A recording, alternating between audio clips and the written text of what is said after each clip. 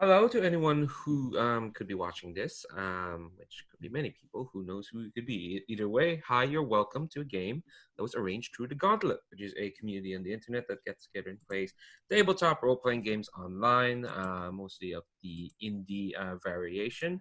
Um, you find all the stuff the Gauntlet does at gauntlet-rpg.com. There'll be a link down below. And there's all sorts of stuff, including blogs, forums. There's the zine that the Gauntlet puts out called Codex, which usually contains supplements to existing games and original games in itself. There's also the podcast network that the Gauntlet puts out. In fact, there's a new episode of the Gauntlet podcast just out today, all involving the special Gauntlet Comics shared universe bonanza that folks have been doing since the start of 2019, which already feels 5 years ago. We're part of that because we sort of comics. Yeah, but sadly we're not. Involved But we're not part of the shared universe. There's like a wiki. There is characters who are like legacies of each other. There's like shared timelines. I've got a cult running in that universe. It's all good. There's a big crossover event going on now. Yes, the Gauntleteer is missing. Where the Gauntleteer is kind of like the premier hero of that universe, and in different timelines they are missing. I do want to brag that in the game that I'm in, we were the cause of the Gauntleteer missing. Not Dominic Carnifex. Don't listen to her. She's a liar. Anyway, check all that out. Leandro, I haven't read that issue yet. It happens really. Okay, all right. Okay, I'll stop spoiling stuff. All right. There's just a rainbow Koopa in mine. Just a rainbow Koopa. Apparently, there were a really cool rainbow one. Anyway, all right.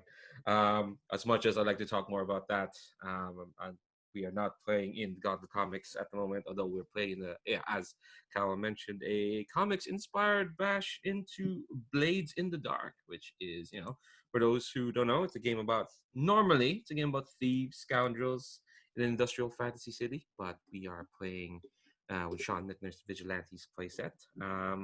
In fact, given that this is session 10 of this whole shebang, I'm going to assume that you watched the previous sessions and don't need me to be telling you all about it. But if you want to check out, there's a link down below want to check out Vigilantes, check out all the other sessions. I would say definitely go back and check out some of the other shenanigans our would-be group of heroes have been doing. In fact, let's meet who our characters are here for today. So go from the bottom up in the roll 20, and I just want to ask yourself, introduce yourself and your pronouns and everything. Also introduce your character and a cool thing they did last week. So we're starting with Steven. Oh, hey, yeah, I am Steven. I am playing... Who am I playing? Amosen, the cat. What cool thing did I do? I think Amosen is they, them, if I recall. I forgot to note that on my character sheet. What cool thing did I do? I think Amosen mostly got into trouble and had to be rescued by other people, but I did get covered in cats at one point. So there's that. Yes, I think your opening shot was feeding a cat and attracting the rest of Doskval's feline population upon you. Don't worry, hopefully we'll see your cat, Stripey, in some capacity. Your ghost cat, or is it a cat who can be a ghost? Who knows? They're a cat that can be a ghost, Leandro. Okay, all right, okay. That is not a mystery in this world. Okay, all right, okay. That's okay, all right. That's good to know. Up next, Callum, why don't you tell us about yourself and your character and the cool thing they did? Hello, I am Callum from the Rollist podcast. Once you've consumed everything the Gauntlet, you can go outside the Gauntlet and check my own show. Today I had an interview with Pam from RPGC, which stands for Southeast Asia. It was a very, very nice interview, so I recommend you check it out on YouTube. But tonight I am playing Alec, the tough one. And last week, Alec managed to make his way with Dr. Raven towards the bottom of that boat don't remember what you call the bottom of a boat anymore, but there was some guard there which he managed to swiftly and cleanly knock out, and then I like put a little blanket on that person so they don't get cold, because he's a nice person like that, the tough one. Yeah, lovely fella. Hopefully he'll his project with the pissing alley comes to fruition tonight. We'll see. Up next, Sabine, why don't you tell us about yourself and your character and the cool things they've been doing? Hi, I'm Celine. I use any pronouns. I'm playing Silas Ravenglass, also known as the Raven Doctor. He's a whisper. He is very much into intimidating people, usually just standing around and being scary. He's good at that. Last time, what he did was I don't remember what you call the below decks thing either, but he was in the engine room and he rigged a steam ghost energy engine to blow up when he presses a button. So I'm really excited to see that go boom. The lower Also, deck, actually, also you just said it. Lower yes, deck. the lower deck, and also he wrote a letter to Scurlock, who is kind of a nemesis, or figures himself to be a nemesis to the Raven Doctor. Well, the letter will have to be delivered, though. It has to be. We'll see. And sealed with a kiss. Maybe. Speaking of nemeses, which this ship has a frightening profusion of them at the moment. Will, why don't you introduce yourself and your character? Hi, my name is Will. My pronouns are he, him, as are those of Redcoat, aka Solomon Reigns, a blue coat who has had enough of the corruption in this city and has taken to the streets as the vigilante Redcoat to clean it up. And last scene, I think, the shot from the last one is Redcoat donning the costume, donning the uniform, his red uniform as he steps out to confront Grace. There. Hell yeah. Just did another. Every time I say Grace, I am going to stumble over it and think, wait, do I mean Mercy? Well, let's hope Mercy doesn't show up. That would be extra confusing. All right, so before we jump back into the action, I do want to talk through the safety tools that we're using for today. It's always good to have that chat right from the start. I remind folks of our lines and veils. They're in the handout in the Roll20. For those who don't know, lines are things that won't be crossed, won't show up in a fiction at all. Veils are things that can happen in fiction, but we're not going to concentrate on it. Like it happens off screen or it gets a sentence or two. I asked folks to have a look through the lines and veils because they are a living document, and things could happen from week to week. And I have they all look through it, and if it looks okay to you, then just send okay in the chat, the Zoom chat, just to be sure.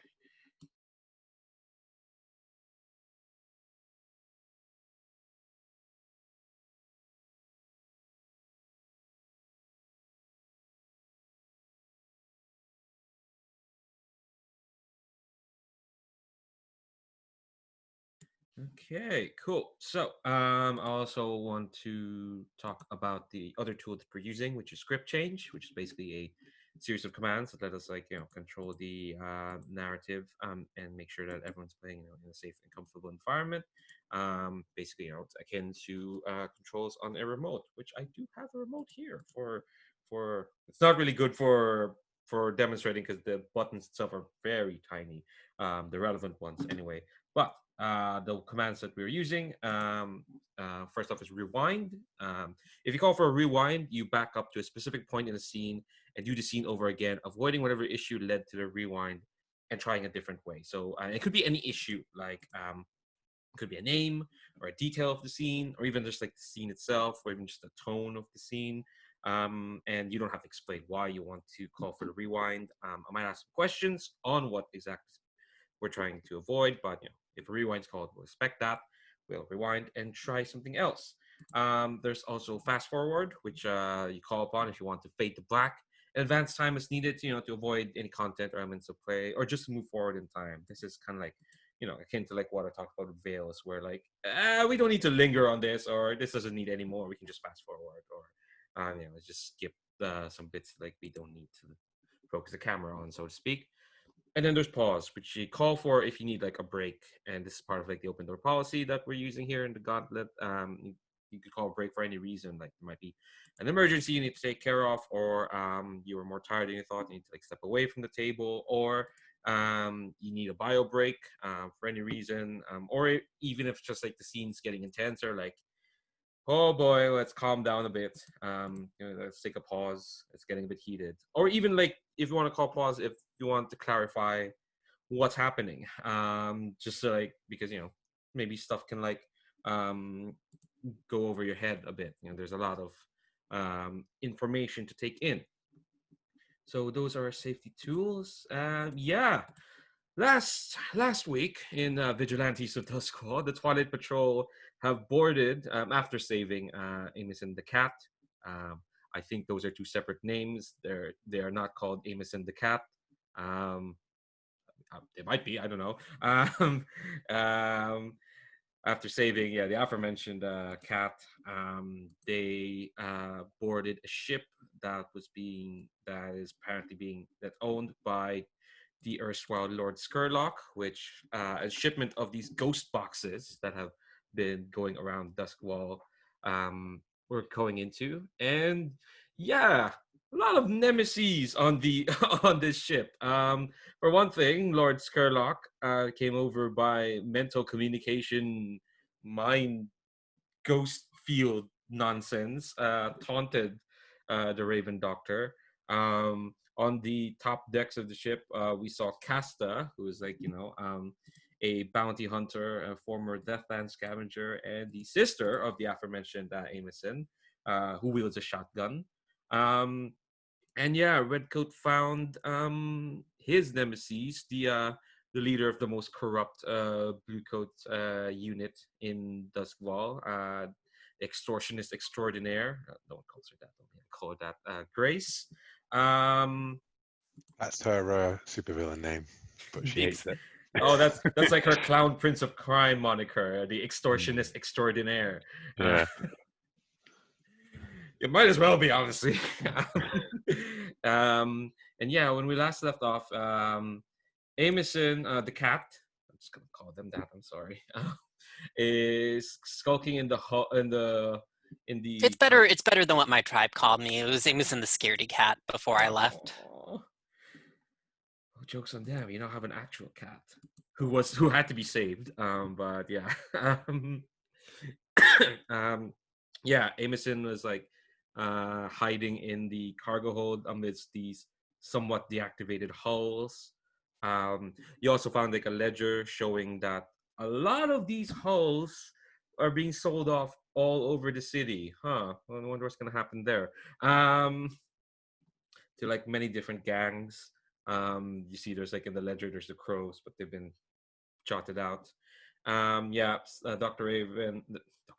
The Raven Doctor, and the Tough One are down at the engine room commandeering it. I think the Raven Doctor found there's like that mechanical nightingale on the table.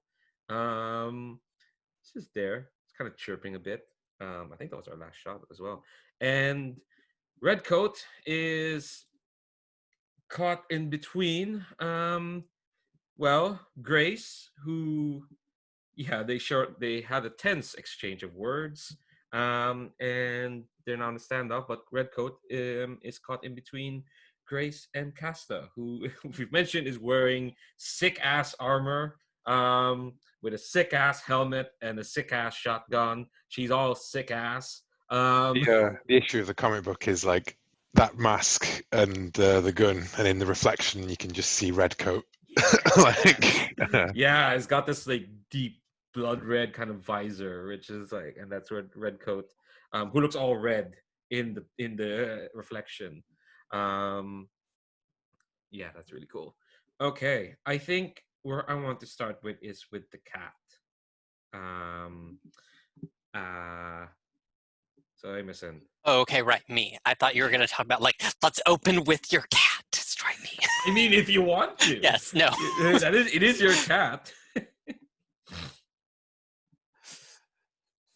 I brought this confusion on myself, so. That's fine. So yeah, you managed to hide from Grace, and you're kind of like skulking amongst these halls. You've heard the shotgun blast that you know is from your sister, because you I don't know, maybe you gave her that shotgun. Who knows? I don't know. And yeah, you get the sense that like maybe there's something watching you amongst these like halls. But what do you do? Never mind actually the goal of this whole thing, which was to find out what Lord Scurlock was doing. But it seems to have evolved into blow up the ship. Which, escalation, it happens. Some they buy Oh, semi-automatics, they buy automatics. Okay, I gotta stop. All right, Amosen, what do you do? oh, what do I do here? So, I'm forgetting. My pet can help me with certain roles, right? Yes. Let me double check. Because I might be confusing this with a masks move where your pet can help you with certain moves. I think how we did is like your pet is like a cohort. We roll, see if they can do what you want them to do. Let me double check the book. Here we go. Your pet functions as a cohort, or is an expert hunter. And because of the ghost hunter ability, it gives them potency against supernatural targets and an arcane ability of your choice. Ghost form allows the pet to transform into electroplasmic vapor, as if they were a spirit. Mind link allows Okay. the pet and hunter to share their senses together, etc., etc. So basically, it's a separate role from what you're doing. I've put them in the crew sheet. Got their stripey. Let me actually see it. Yeah, so they're not a gang, they're an expert. Expert hunter. Okay. So basically you remember how like last time we got Stripey to do a thing and they rolled poorly. And that's why Yeah, they were although thrown that at time we were rolling for them as a gang, which technically, if they're an expert, they should have a quality +1 to our tier. Yes. That was my mistake for not changing that. Yeah, no, it's okay. Uh, I mean, yeah, in that case, I think that Stripey may be better at searching this place than I am, because they are an expert hunter. yeah. Meanwhile, you've got I'm following Stripey, like trying to get her to lead me to anything mystical. Yeah. All right. Why don't we roll for Stripey? Let me see. What abilities did you take for Ghost? Ghost Hunter. Did you take Ghost form. Ghost form? Okay. I have to follow after her Okay. All right. because I don't have mind link. Yeah. I think this is kind of like a setup action for you. Your cat's setting you up. But Okay. yeah, you could. Yeah. But okay. So you will just roll Stripey, who is in the sheet. And yeah. What's? Oh, okay. I thought that a 6. Hey, you got a 6. All right. So Stripey, who we have not described. What did they look like? What kind of cat are they? Stripey is a orange tabby, but they have these glowing blue-green glowing stripes because they're imbued with spirit energy. Yeah. So I think if this was a comic book, which we have jumbled over whether this is a comic book or a TV show multiple times. I think last week is a TV show, but this week it's a comic book. No, this is maybe like the comic spin-off where we just follow Stripey. Here's what Stripey's doing in this episode. We get like this 9-panel grid. I reread Watchmen lately. All my comic book shots are 9-panel grids of like the that would be inside. interesting. No, go ahead. I was thinking it would be interesting to do a gang that was just to have a gang type that was just like the stray animals of Doskvol doing adventures.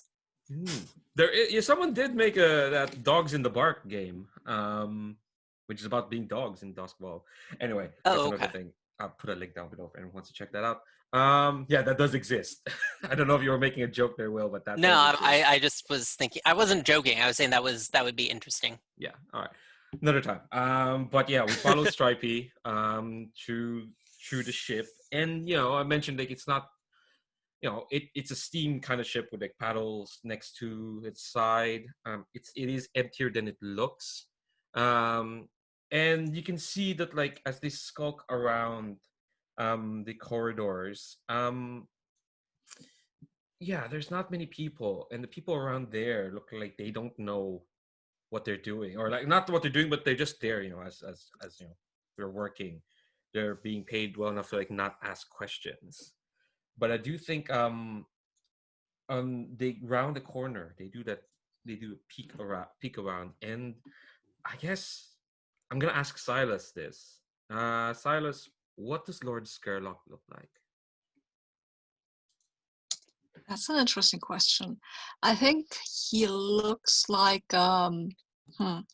he's probably pretty pale with kind of classic vampire, I assume, right? With an austere face. It's not quite clear to put an age to him. He could be young and looking old, or old and looking young. You don't really know.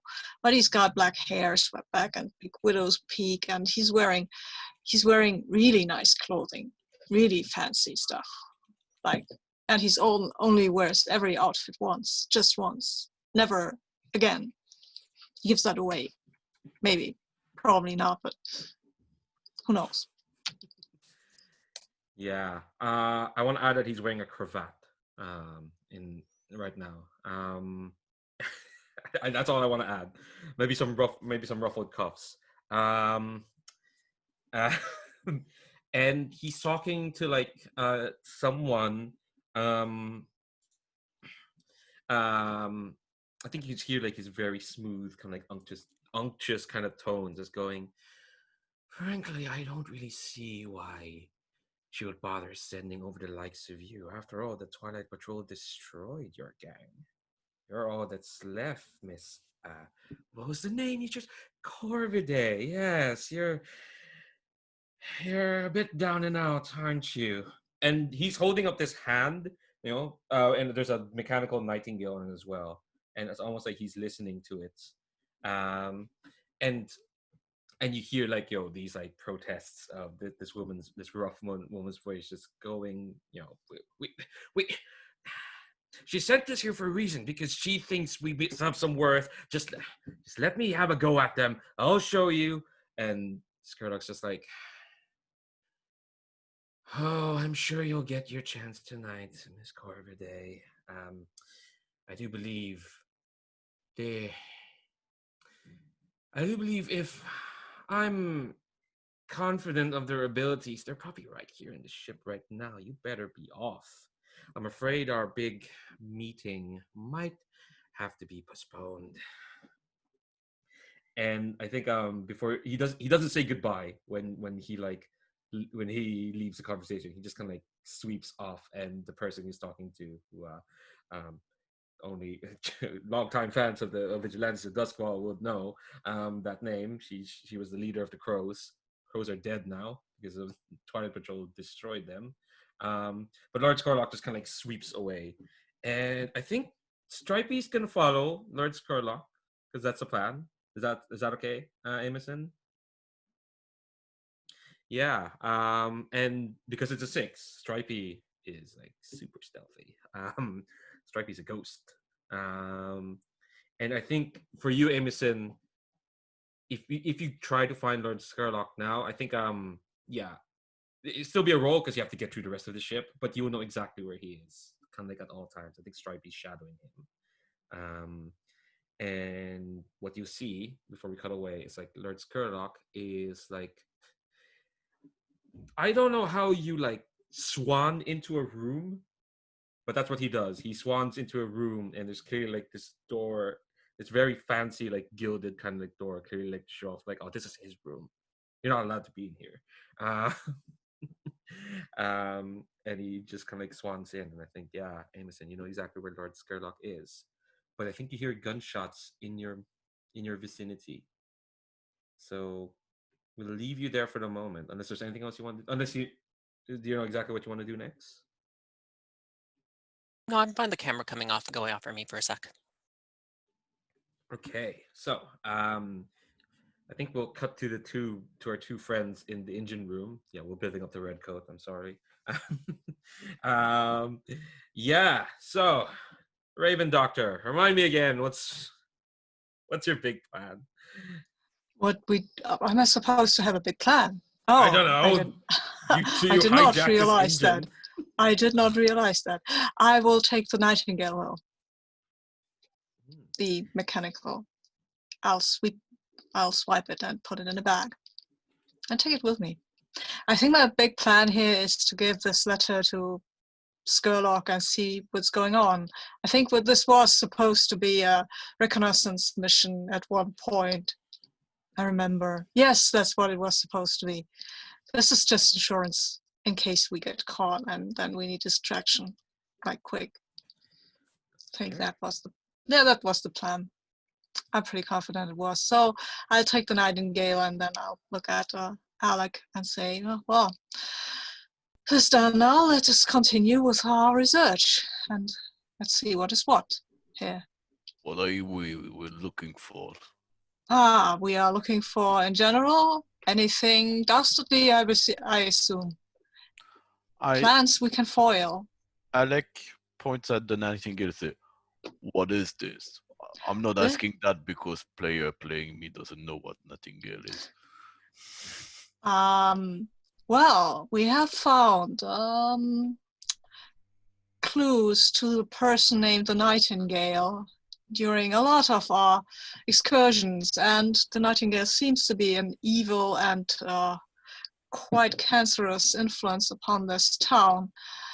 And I feel that like we should uncover the Nightingale's identity, and if we are to ultimately expose them and their plans, we might be a bit further along our plans to better the life for the citizens of this city. Well, why don't we just grab the Nightingale and remove the mask from them? Because we do not know who that is, my dear Alec. Even with mask on, we don't know where Nightingale is. We have not seen the Nightingale. We only have seen like these little mechanical toys or names or symbols. Oh, okay. So we find Nightingale, or we find who is Nightingale. Yes, that would be the ultimate plan. That would be the ultimate aim. But tonight there is probably Mr. Scurlock on this vessel who is apparently a vampire, if you can believe that. Well, I believe everything. I mean, I got ghosts following me around, so I trust everything. Well, let us see what we can find here, and have a philosophical debate about the virtue of trust another time. You hear gunshots in the distance. That might be our signal. So, well, we're looking for more things, or are we going up then? I think we go towards where the gunshots are. It's probably Redcoat. Okay. Leandro, I would like to look. So, again, running out of vocabulary on those lockdown time in which I don't practice my English properly. No worries. So you describe a steamboat with those big wheels on either side. Yes. So I was wondering if on either side we could find a trap, like a maintenance trap for those big things, which would be above the level of water. If there's a way to go through the trap and use those wheels to end up on the upper deck dramatically, like holding on to it. Yeah. I think there's something like that in a movie, but I don't remember which one. I think I remember this. Yeah, absolutely, that can happen. The thing is that like Redcoat and where the other two that he's fighting, they're not up in the top deck. I think they're near the cargo space. If I'm correct, because that's where Grace was coming out. Or there's There's no reason our it's a comic book, right? There's no reason our fight can't spill out onto the upper deck. Like, Okay, yes, I think that's where you we're know? gonna cut in. Yeah.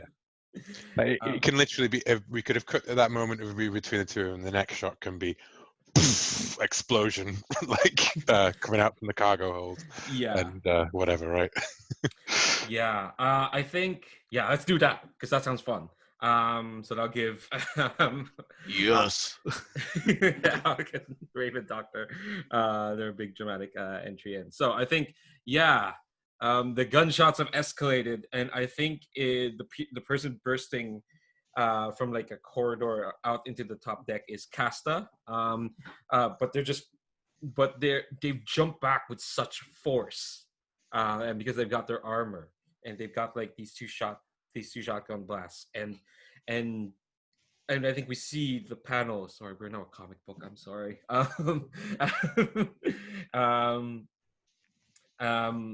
I think like they're we had like a four panel like page. They burst out. They're firing at something off panel, and when we turn the page, we get like a full 1-page spread of Redcoat framed on the whole of this wall. Yeah, I like that. Like diving out of the way of the bullets with them ricocheting off the hull right behind him. You know, those like always like 3 different bullet marks just all around him, kind of thing.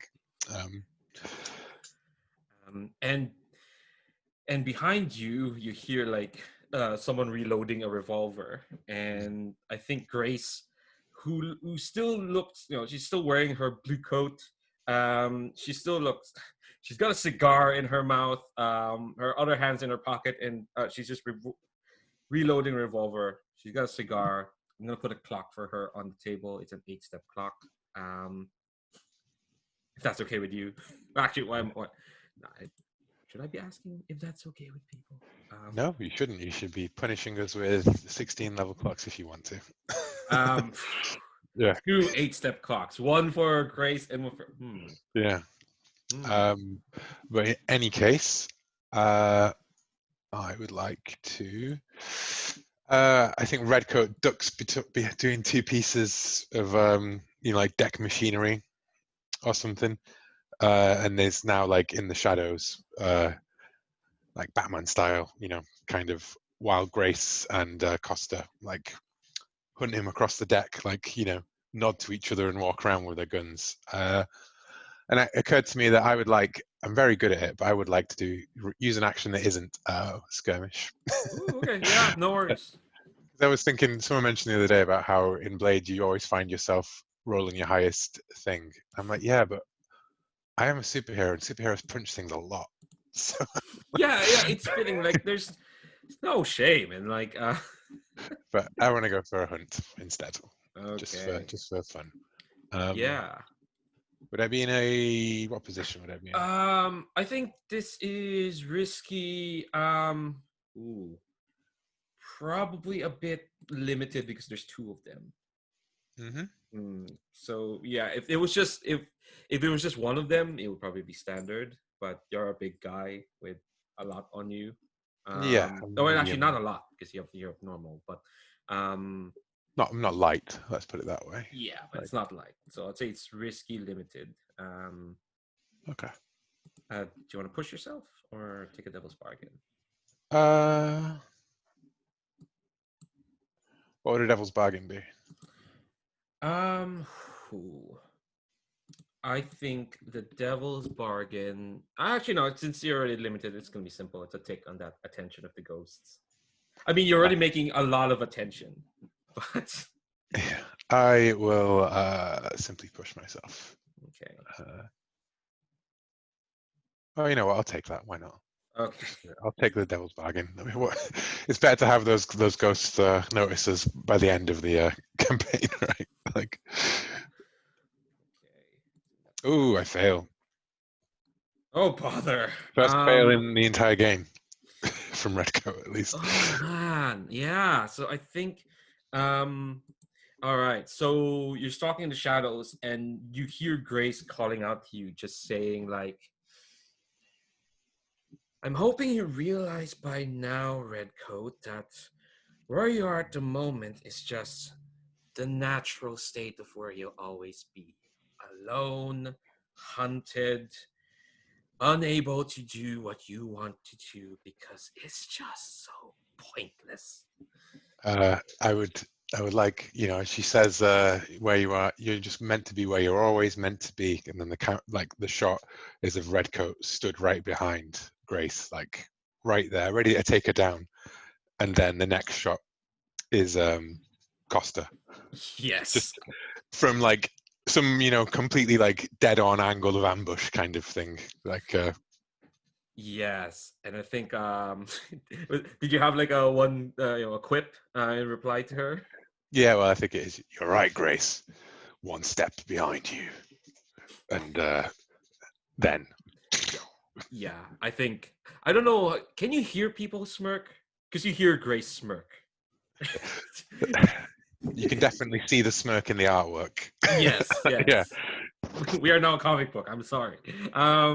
Yeah, this is okay on a risky position. It's not the worst thing. But yeah, you feel, yeah, you hear the shots, and yeah, you will get hit for level 2 harm. I will take that on my armor.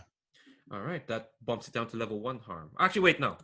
We codified in a very early session that this is like, pulp heroics, because part of the way you can modulate how grim the game is by deciding how much armor or resistance reduces. For grimmer, more grinding down Blades games, usually just reduces down by 1 level.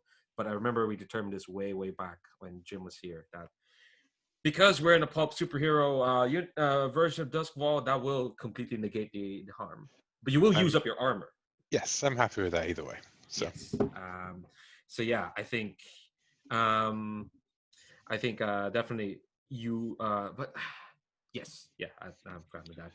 Well, how does he the attack? bullet stood into, Redcoat spins around as the first shot goes wild, and then he gets bang bang in the chest, and just like topples over a railing, like down onto a lower, like an open bay kind of thing that's beneath the on the deck of the ship, and just it's the sort of like in that first Batman movie where he couldn't move much, and every time he basically always disappeared off screen to come back in and beat somebody up because you didn't want to see him move. So like, yeah. Redcoat gets shot off camera basically, into a worse position, I suppose. Yeah, and you hear Grace just say like, "You couldn't have aimed for the head." To Casta. All right, let's cut to Amosen. The cat. So there's 2 things kind of happening. Your cat, where your cat has found where Lord Scurlock is, but there is a kerfuffle going on. That's now spilled to the top deck. What do you do?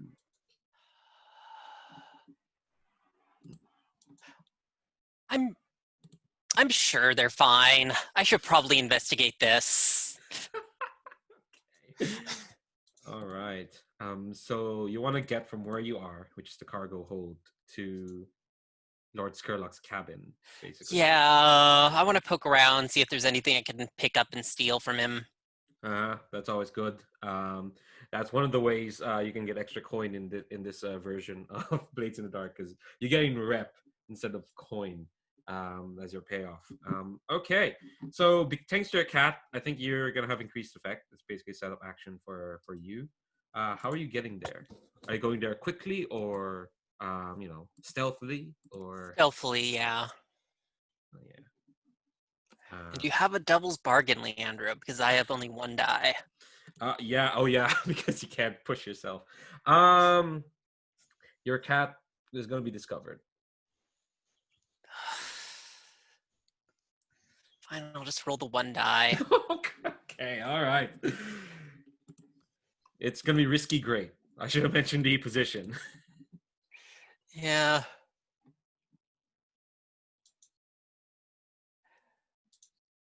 You can push yourself. Yeah, you I have literally just 2 stress left. Oh, then no. Yeah. Unless we want to knock Amosen out for the entire.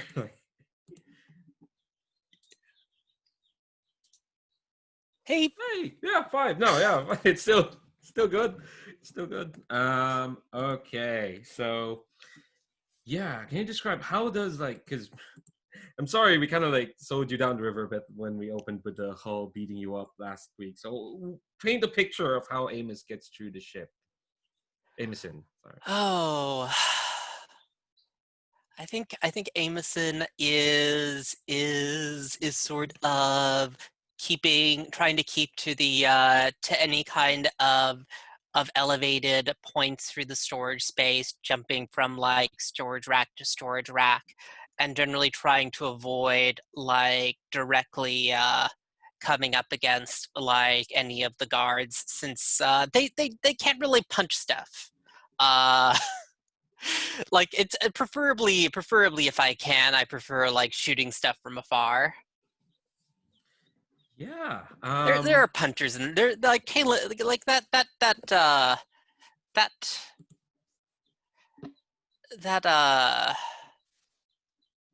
Alec fellow seems like an okay puncher. So yeah, they can handle the punching. Yeah.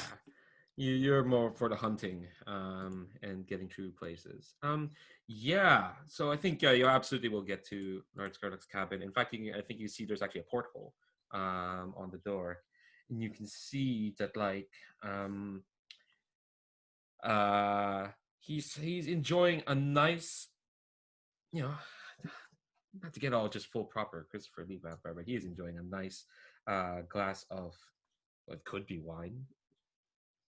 Is it wine? Is it not wine? I don't know. And there's just like this long circular table. Clearly, there are meant to be other people there talking, but for the moment, it's just him.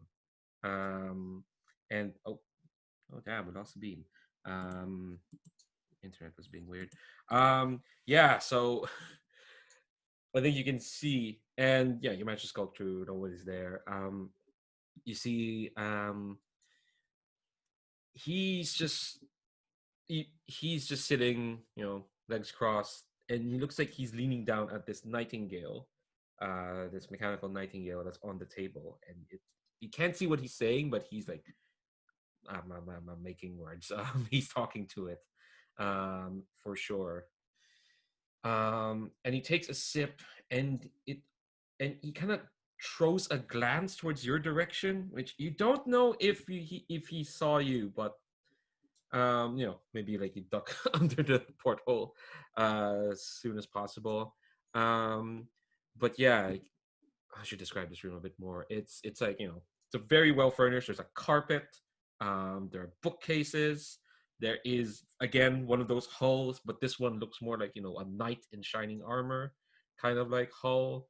It's still big and bulky, but it looks like a proper paladin tank of a creature, just standing in the corner.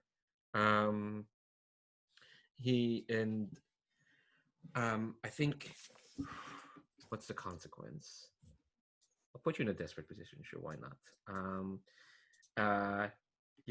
You hear Stripey meow in your mind. Actually, no, Stripey's right there. You hear Stripey meow, and there's a voice that goes, "Oh, hello there. What's this?" And you hear footsteps walking towards your cat. You're now in a desperate position. The cat. Is that okay? Yeah. I mean, if you did want No, to I'm just find out some stuff, but yeah, I'm just thinking of what I'm gonna have to do here now. let me add some stuff. I think since we've been here for like nearly an hour and Sabine's internet is bedeviling them, why don't we take like a break? Oh, sure. Yeah, let's come back 35 past the hour. I'll email the chain just to tell them we're on a break. But yeah, be back. Okay, all right. Sabine's back. Thanks, internet. Yeah, so Amosen, is that okay with you? I know you wanted to like find out what Scurlock is doing. I can give you more. Not to say that I don't feel too bad putting you in a desperate position. I do feel bad a bit. Just to clarify for me, what was it I found out? Well, yeah, I want to give you more because I just realized I didn't really give you that much. That was the thing. Yeah, Scurlock is talking to the nightingale bird. I think you can hear him talking. I'll give you more. I'll give you more of that. I think he'll just say like, "I know, my dear nightingale, you have quite some capital behind you, but frankly, sacrificing this entire ship and some of your cargo just to plunge the Twilight Patrol into the depths of Doskval's waters is a bit much." Huh. Well, well, if you say so, it's your it's your investment. I'm simply trying to advise you, my dear one. After all, so many ways, I'm a veteran at this game. Although I do say you're playing this game quite well, my dear little nightingale. And you hear the nightingale chirping on the table. Yes, I know I know what money can achieve. Don't worry, I've learned that lesson all too well. And then that's when they throw that look towards the porthole, and you don't know if he's seen you or not. Is that okay? Yeah. Okay. Cool. I just wanted to clarify because I wasn't sure. You said I learned something, and I just didn't know what. Yeah, I just At the realized time. I don't know. I think what I was gonna say is your purpose was to learn something, and I should have given you that because you got the success. But the complication is that you're now in a desperate position as you hear someone who spotted your cat. And just to clarify, is it the same voice that I heard talking, or is this a different voice? Um, it's the same voice. Yes, it's still Scurlock. You don't hear who he's talking to. You just hear the nightingale chirping back. Oh no, I meant the voice that said, hey there, buddy," to the cat. Like, was that Scurlock's voice saying that, or was that a different voice? It's a different voice. Okay. Because I was just thinking there are different things I would do in relation to. Oh, it's Scurlock as well talking. I was like, that's actually maybe a bit more fun. That's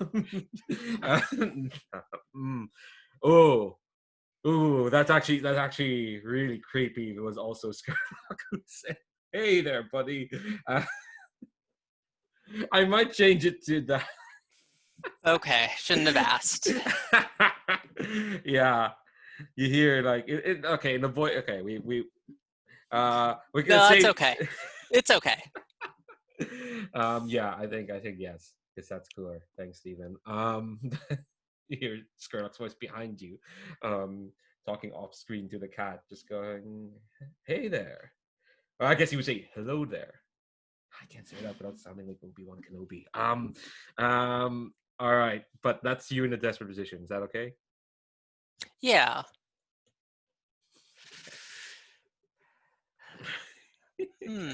All right, we'll cut away from you unless you know what you want to do. I mean, I was thinking like,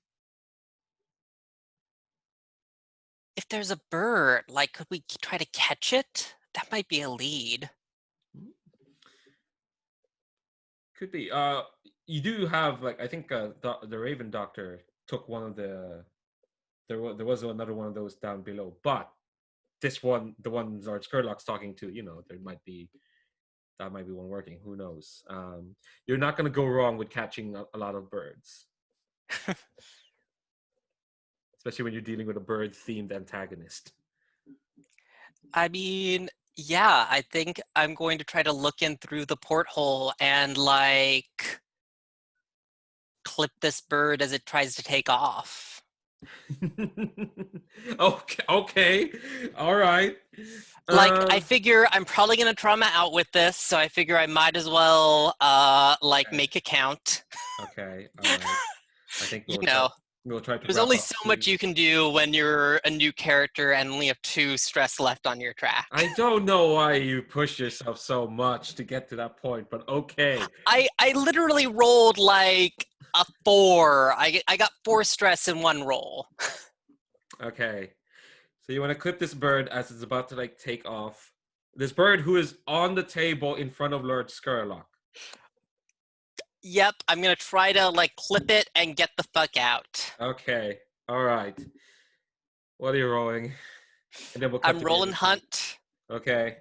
Devil's bargain, Leandro. Let's see. I'm gonna put your position effect. You're in a desperate position, and Yep. let's see. Let's see. Lord Scurlock himself is a tier 3 person. He is his own faction. He is a walking faction by himself. He gets his own faction. Yep. Right. I know. No, I'm just saying for people to know. I'm not this gonna try entire to stick thing- around to fight Lord Scurlock. I'm Okay. just I think well, the thing is he's there, so you kind of have to deal with him. Yeah, I know. So desperate. Let's see. You have a fine pair of pistols, and the Twilight Patrol's quality will extend to you, because they got weapons there. So this would actually, let's see, tier 1. This would bring you up actually to standard, I'd say, because otherwise you would have been bought below limited. But because your pistols are fine and the quality is okay, or there's a quality upgrade, you made it to standard. Okay. Devil's bargain. I'm not gonna offer the same one with your cat. That sounds boring. Grab some ghost's attention. Sure. Okay. All right. Now I have to deal with that. So that gets you extra die. Desperate standard. You get XP at least. Okay, that's a 6. Hey! All right. So what does this look like when you shoot through the portal and take this bird down? I think it's about to take off, and I clip its wing, and Stripey jumps up to grab it in its mouth and onto my shoulder. Oh, hell yeah. Yeah, and I think I think the cabin door swings in, and Lord Scurlock has this fuck kind of look as that just happened. He's holding his wine glass, and he looks at you, Amosen. You don't have any quips in you at the moment, do you? I just kind of look at between us.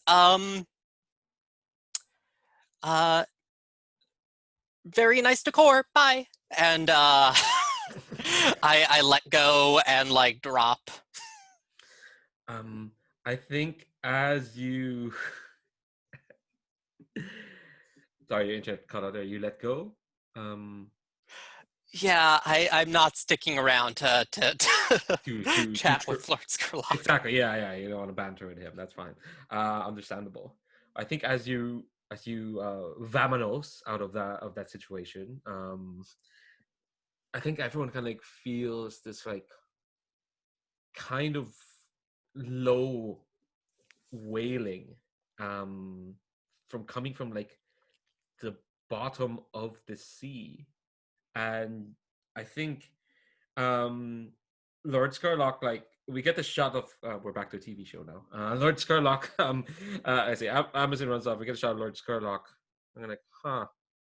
And then there's a device in the corner next to the hull. It just goes ding, ding, ding, ding, this small bell, and he's just oh, right on time. As this boat is in a position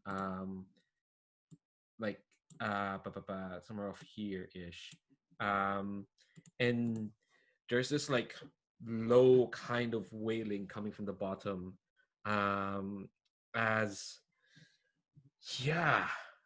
I'm gonna cut to Silas and Alec, because I think they'll from where their position is going to be, they're the ones who are gonna see the consequence of this clock filling up. So Alec, did you propose your plan to the Raven Doctor? Yeah, I think it's something we discussed ahead of time. Sabine's frozen. Oh no, the timing. Oh no, the lords of the internet. No. Oh no. Oh. Oh dear. So who ruffled the great machine under which we live? Yeah. It had to be at this moment as well. Come on. Yeah. To be fair, we don't know how long she's been frozen. I think she was there for most of the Amosen thing. Yeah. Yeah. I can see the camera move, her moving in the camera. It's just as soon as I address them, it's like, oh, yep, there we go. All right. Well, unfortunately, we can't cover this up with a break again. Well, I The guess. idea of them both coming up at the same time. Yeah, but it might be a minor delay, and you cannot show both sides of the boat at once. Anywhere in a comic strip, you need to show one person and then the second one. Like, oh, you think you can defeat us alone? He's not alone.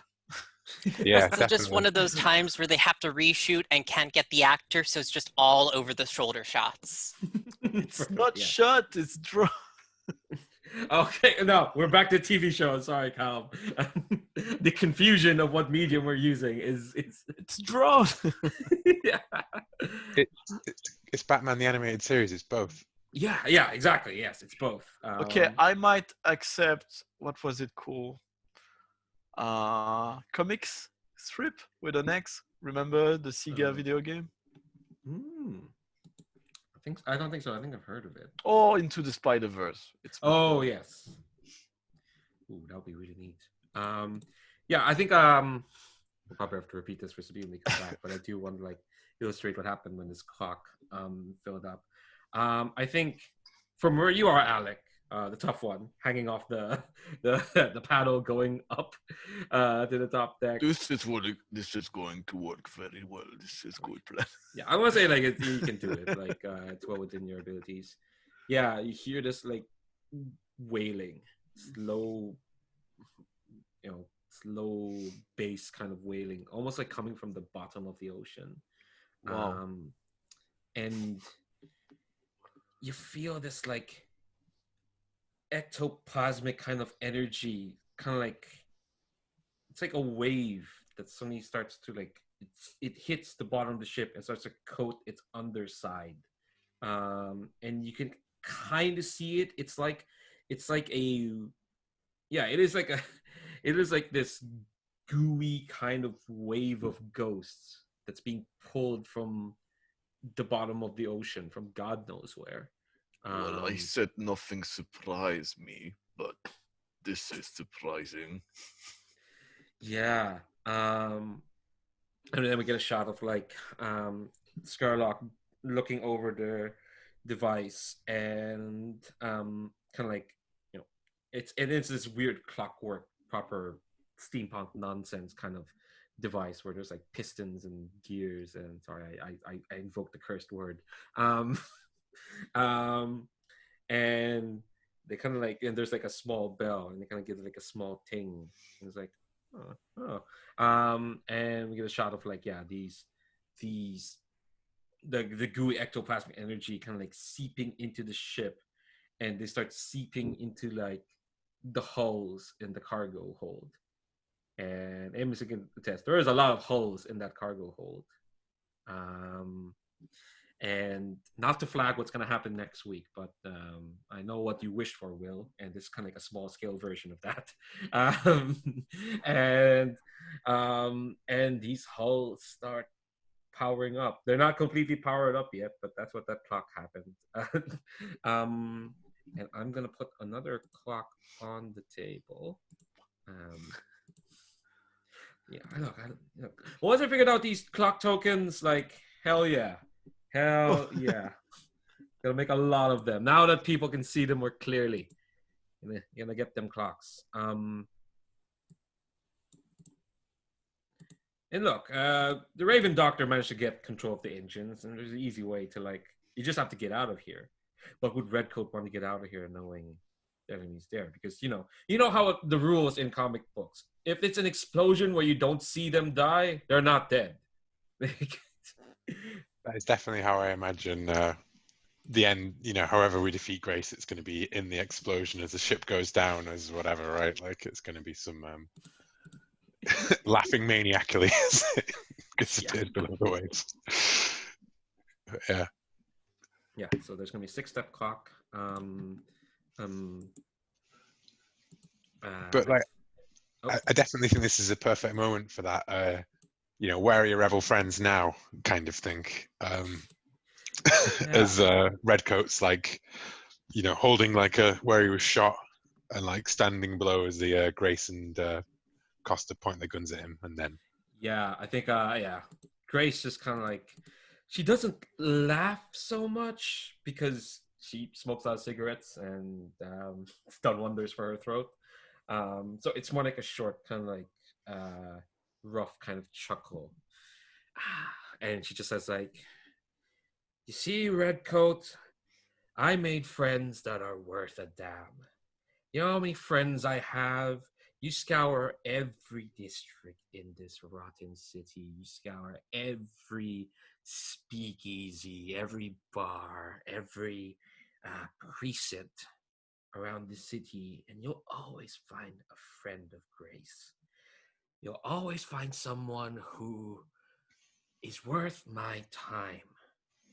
See, the difference is, I make myself approachable. You misbegotten freak, all you just attract are other freaks. And I do attract some tough ones.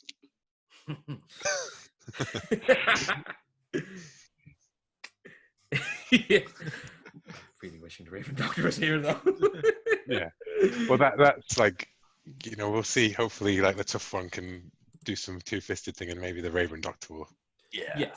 Yeah, I think, yeah. Yeah, let's go with that. Yeah, you see some tough ones, and rising from the paddles is the tough one. Did someone call for someone tough? There's only one, the tough one. But it's me. Gosh. Hold on. I see Sabine's in the waiting room. Perfect timing. Welcome back again. Hi, I'm sorry. This, I don't know. I We've all been there. All right. feel my internet is terrible today. I don't know why. No worries, it happens. I'll just recap what the Mhm. yeah, I said I have to do this again anyway, but yeah, so the consequence Sorry. of that clock is, yeah, what was the last thing you heard? The last thing was that Callum was said we would propose this plan, and I was going to agree, and then I was frozen. Okay, cool. So as when the two of you were hanging off the paddles, you can see the consequences of this clock. You'll also notice there's a new clock on the map now. But yeah, whatever Lord Scurlock's device is, or whatever he had, it summoned this like gooey wave of ectoplasmic ghost energy from the bottom of the ocean. Who knows where that came from? And it started kind of like coating the underside of the ship and seeping through the ship, seeping into the hulls in the cargo hold, and they're starting to be powered up. Well, this might be the right moment to blow up the ship, right? Wait, before we get to that, we did have the tough one coming up the paddles. Grace was monologuing, as is her wont, and she's saying like, there's a reason you're friendless, Redcoat. I make a lot of friends. You're a weirdo. All you attract are weirdos. And what was the quip you threw back at her? Oh, I said, yeah, and I know some tough ones. And then the tough one shows up on to dash into the rescue. And I guess with the Raven Doctor, obviously simultaneously coming up on the other side of the ship. Classic pincer movement. I have taken a new move, Leandro. I would like to run through how this actually works because it's a bit complicated, I guess. It's called Tempest, and I can either shoot lightning as a weapon or summon a storm, but I don't know what I'd roll that with. That's usually with a tune, because the thing is, it says here, may push yourself to do one of the following. So that's okay. If I can do it with a tune, I'm fine. I'm doing the lightning thing, obviously. Yeah, okay, obviously, yeah. I mean, come on, if you can throw around lightning. Yeah. We'll come to that for a bit because we did open up with the tough. Yeah, no, let's go. And then but Grace has 8 ticks in her clock. Yeah. I will say that 4-step clock has unleashed a 6-step clock called the Nightingale's Trap, which means like if you don't get out of there, before that clock ticks, like you're gonna have a ton of hulls around you, and they're gonna start working on taking back control of the engines. Okay. From the Raven Doctor. If I drop out again, assume that I've given the kill switch to the tough one, yeah? Okay. Just so that they can use it if I drop out again, because I don't know if that will happen again. My internet is twitchy today. I don't know why. No worries. Okay. Schrodinger's trigger, basically. It's in whoever's hand it needs to be in at the moment. Okay, the tough one. What's within reach of my fists? Yeah, I think you got the drop on them. You can absolutely like get in range with your fists. I'm down for that. So what do you want to do? Do you just want to beat them up? Yeah, I want to beat them up. Okay, all right, fair enough. Okay, so I can put a little blanket on them afterwards. Okay, all right, yeah, at least you did that. Okay. What are you rolling? I'm gonna roll skirmish. So the tough one jumps from the wheel, makes a roll in between, lands between two of them, and he's gonna grab their head and smash them together. Of two people. Yeah, Grace in her hubris did not have a cool sick-ass Deathlands helmet. Okay, so I think this is gonna be risky. Risky standard. Because of the tiers, it would have been kind of limited, and also you didn't say you were using a weapon. But because you got the drop on them and their eyes on word Redcoat, it's gonna be standard. Still risky though. All right, so you got. Is anyone helping? Redcoat, do you want to help? Yeah, I'll help. Yeah, with that quip, probably distracting them or like surprising them, or yeah, or pulling out the line launcher and suddenly firing straight up to grab one of them as they pull a gun on the tough one. However, Alec wants to put it into the role. You know. Hell yeah! All right, we'll take one stress, Redcoat, and Alec, you got an extra die. Do you want to push yourself or take a devil's bargain? Let's do things the fun way. Do you have a bargain for me, dear devil of mine? Ooh, yeah. Actually, no. I had an idea, then I realized I'm gonna save that as a complication. Yeah, I think. I mean, I don't want to be boring and just say more ticks on that clock. I mean, if you don't have any idea now, I'm happy to proceed with what I have. It's just in case you had. I guess you have 3 dice. Exciting. I think we can start with just a straight dice roll and then move forward. Okay. 3 dice then. So roll your skirmish. Risky standard. Risky standard. 1 bonus die. 1 bonus die. And I got a 6. Oh my gosh! Everyone's rolling 6s. What can I do? What can I do against such toughness? Toughness, yeah. Toughness. Hell yeah! So all right, I'm gonna put 2 ticks on this Grace clock. And yeah, I think 2 things kind of like happen. The line launcher hits Casta's arm just as she's about to swing the shotgun. Tough one comes in, bang, and Grace is like, and she's staggering backwards. I think she's staggering off like into the shadows of the ship as Casta is like caught by the line and she's trying to reach for the line, and the tough one's there being all tough. But where is the Raven Doctor? I think, well, we have Costa still standing, and the rest, and then this other Gracie has fallen down.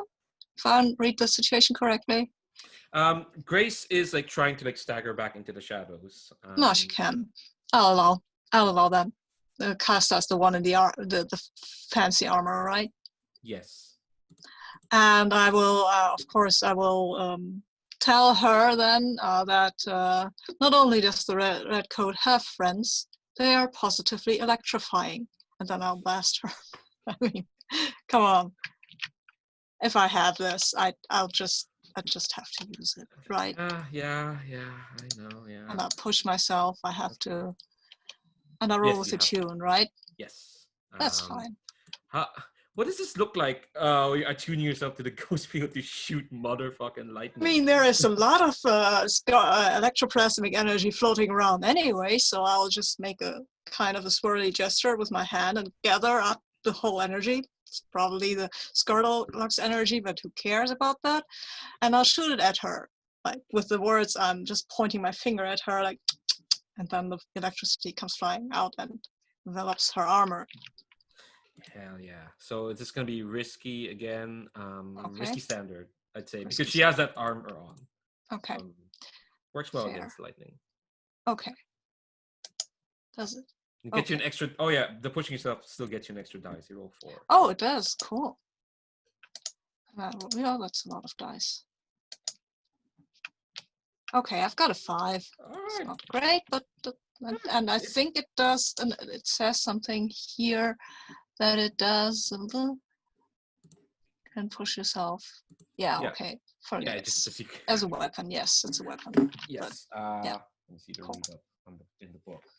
Usually the book has like some more details. When you Sorry. unleash lightning as a weapon, the GM will describe its effect level and significant collateral damage. If unleashed in combat against an enemy who's threatening you, you still make an action roll to fight. We just did that. Yeah. Describe what this motherfucking lightning looks like. Does it come from you? Does it come from the sky? Where does Yeah, it comes from my hand. Of Like I'm course. shooting it. I've gathered the energy in my hand and it comes out from my hand. It's pretty clear that this does not come from the sky. This comes from me. And you hear, of course, as this bright magnesium white lightning comes from my hand, you can almost see the ravens and silhouette behind me. Cause, I mean, why not? Yeah. I'll let you heal 1 stress if the Raven Doctor shouts unlimited power. No, I'm kidding. I'm not gonna. What? That's undignified. I'd rather take the stress.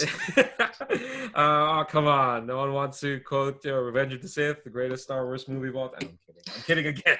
I got better. I got Alec looks at what's going on. Thunderbolts and lightning, very very frightening.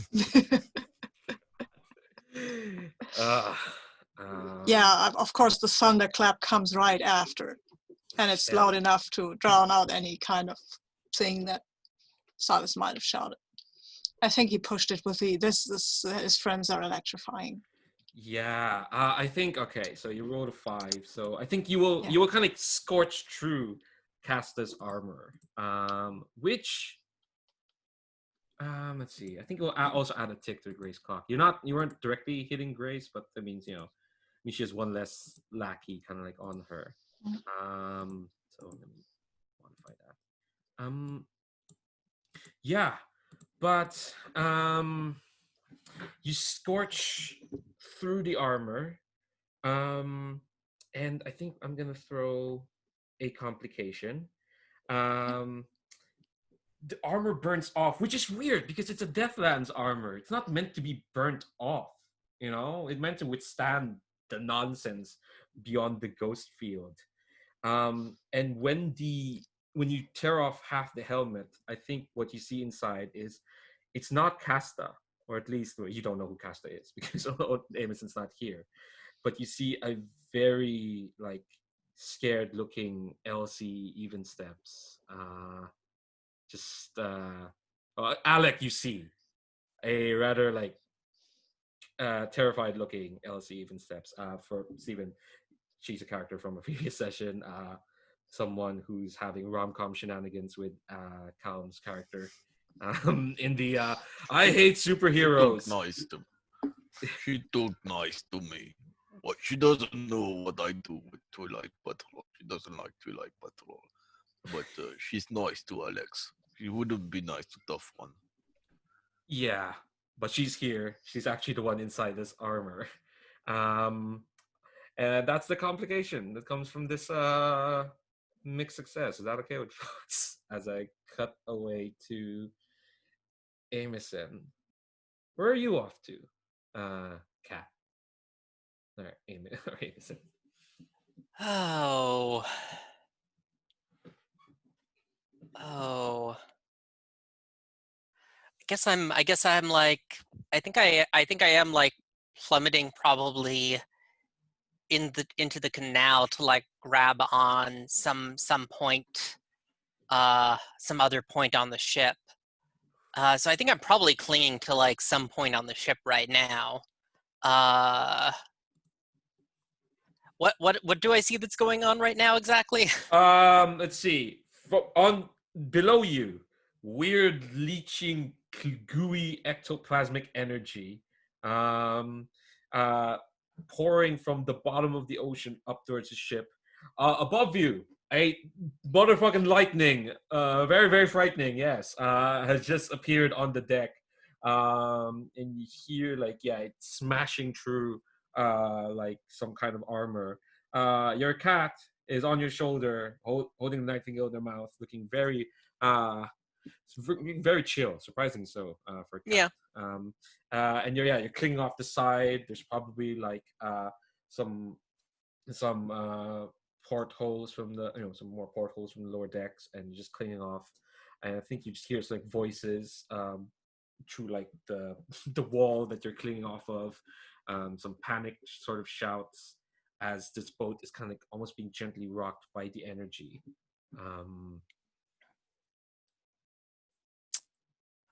Oh, I'll give you a little bit more if you want, unless you know what you want to do. I think like it's not a good idea, but from where I'm at, it may be my only idea. Okay. What's your idea? I think that Amosen is going to try to like load some of their electroplasmic ammunition in Okay. and like fire down into this goo that's creeping up the ship. Okay. What are you hoping Like, to? I guess I'm hoping to like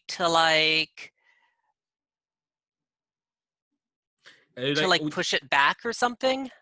Okay. Okay.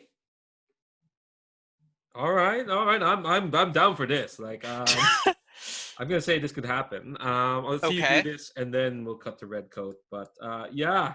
Okay. Give them some time. Sure. Yeah. What are you rolling? I guess I'm rolling hunt here. Okay. Again with my pistols and electroplasmic ammunition. All right. That you're still in a desperate position. Yeah. Yeah, for sure. You're kind of in a very desperate position. All right. Devil's bargain.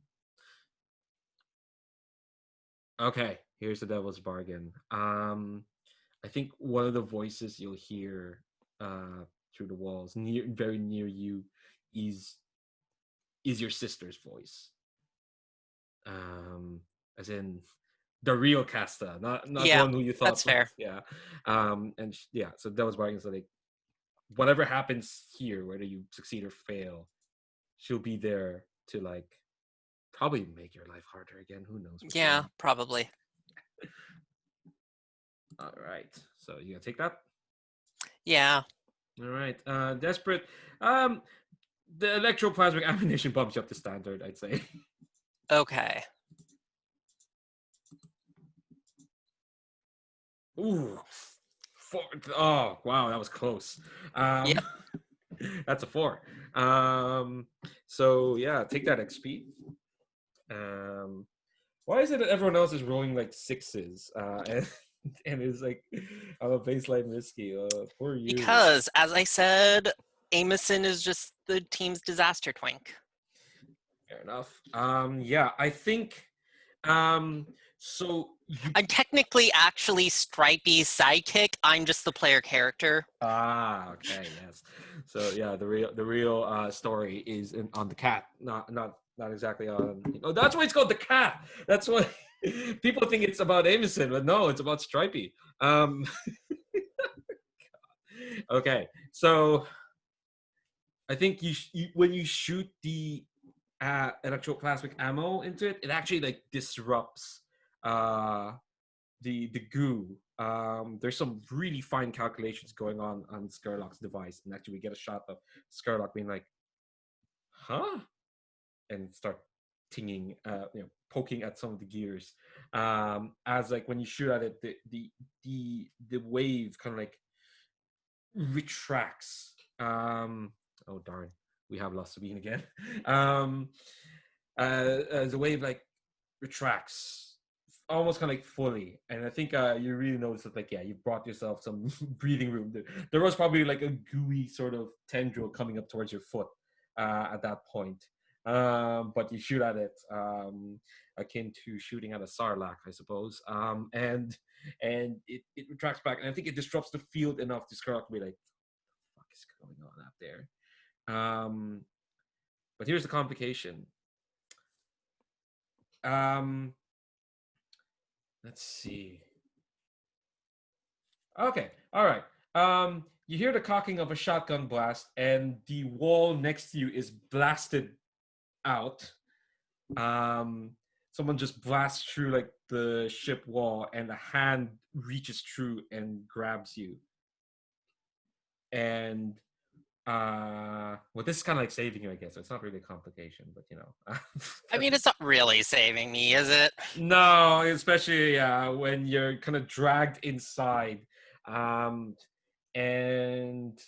you're kind of like on the ground and standing before you without her armor. Actually, no, because Elsie was wearing fake armor. Without her helmet, I'd say, with her visor up, but still wearing her like Deathlands kind of like gear with a shotgun, is your sister, Casta, and she just kind of like sighs and says, "You really shouldn't be here, you know."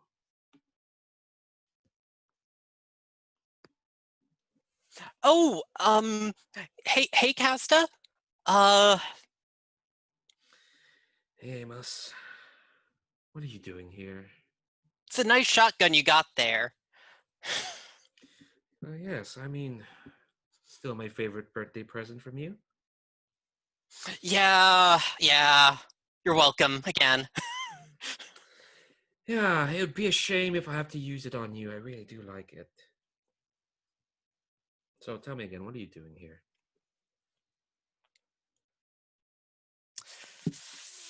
Oh, does Amosen know why they're here? Must have talked about it on the way, on the way to I mean, the Twilight Patrol would have definitely been like, "We're here to help people. We're here to stop something bad happening." Like, I'm here to help people, I think.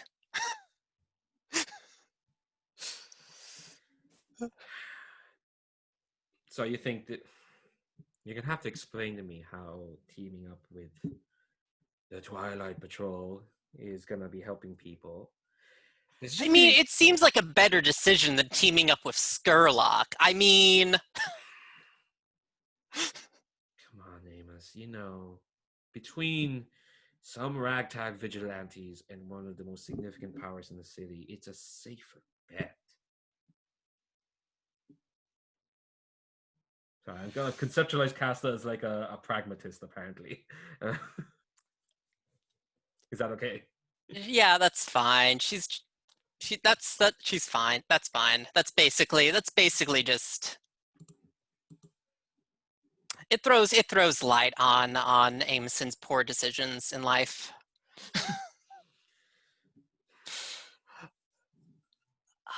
I mean, yeah, but I'm pretty certain he is trying to destroy the city, right? Right? I tried to fish for info here. It feels like I'm not even trying to fish for info. I'm just pointing out that, like, yeah, like you're with the more powerful person who wants to kill everyone. But sure, I'm the one who's making bad decisions with my life. I think she rolls her eyes and just like, please, he's not. Sorry, I just have Watchmen in the brain. I don't want to start quoting Ozymandias.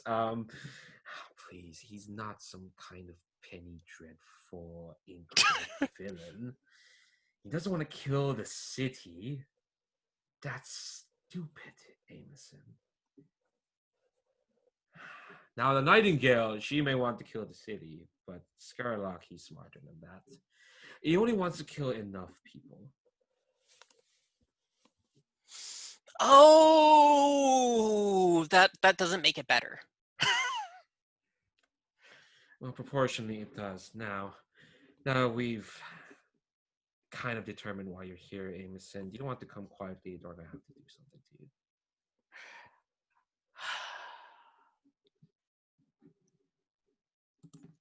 Something else definitely explodes on the boat, like during this Yeah. conversation.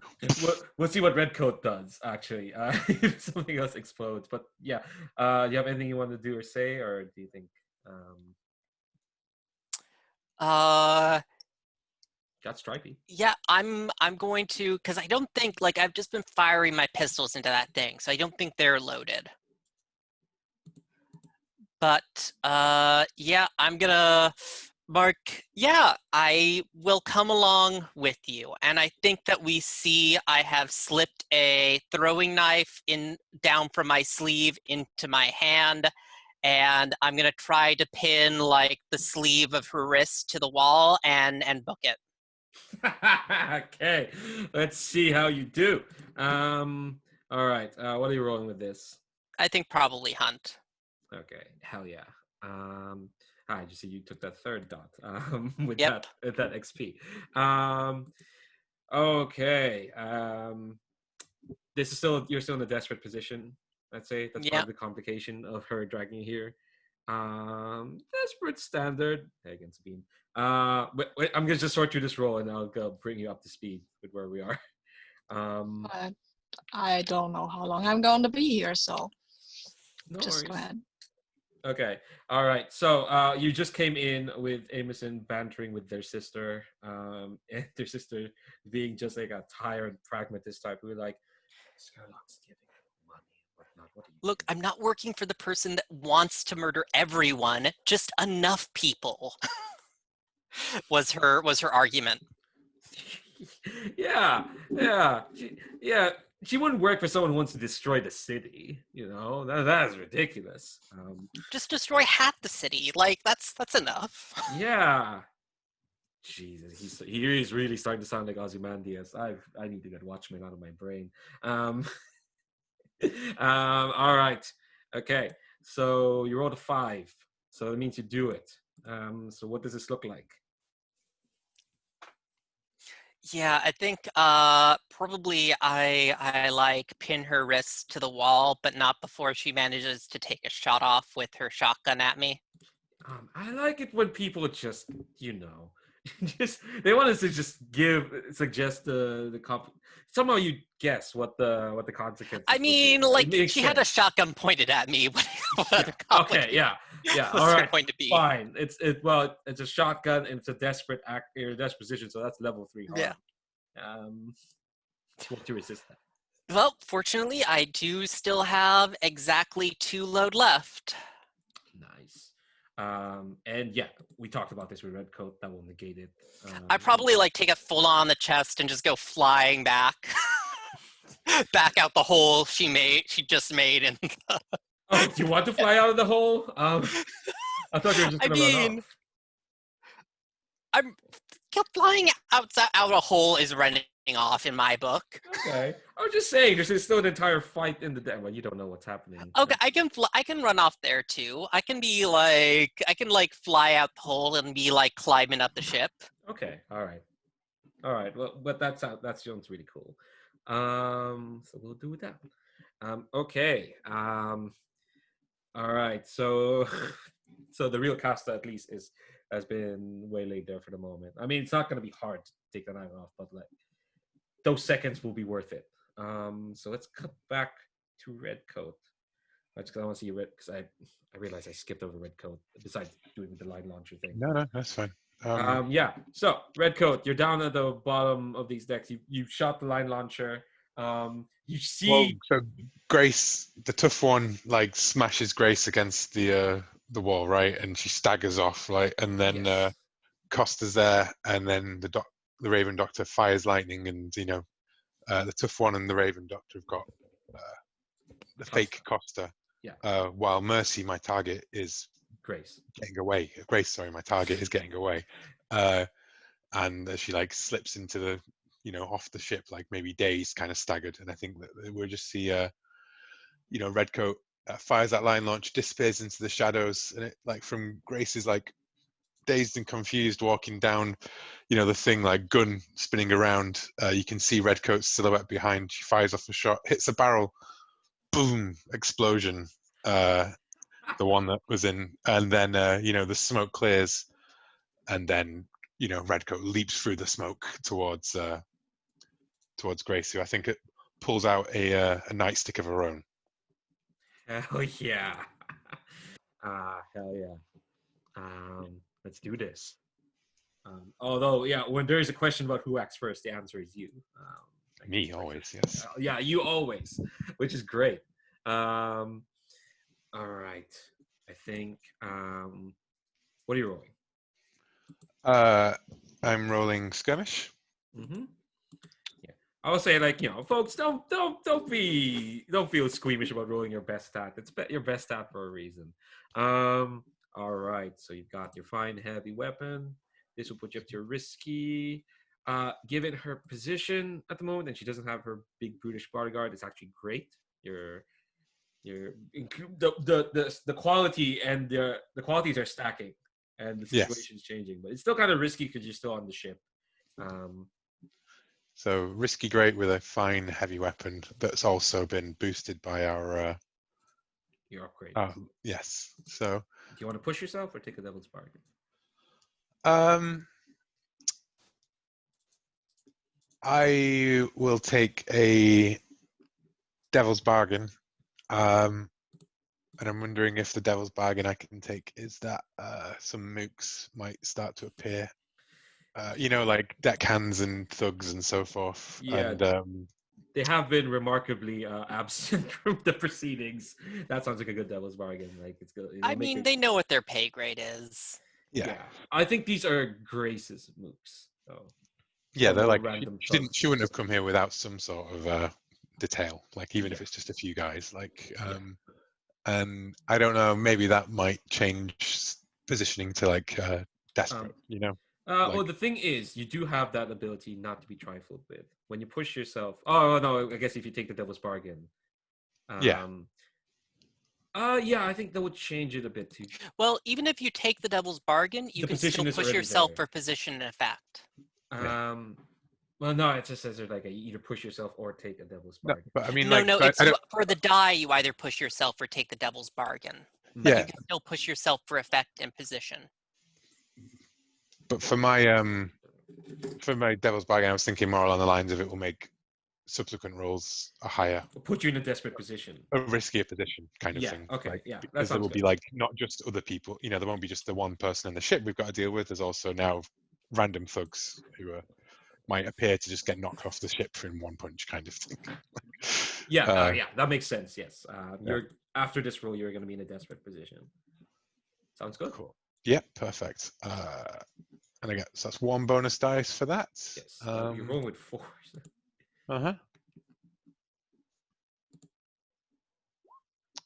Force. Oh my gosh! All right. Okay. So, great is 3 ticks. Ooh, you're getting there. Probably just one more roll will take her out completely. Okay. So, what? Tell me, does Grace fight well?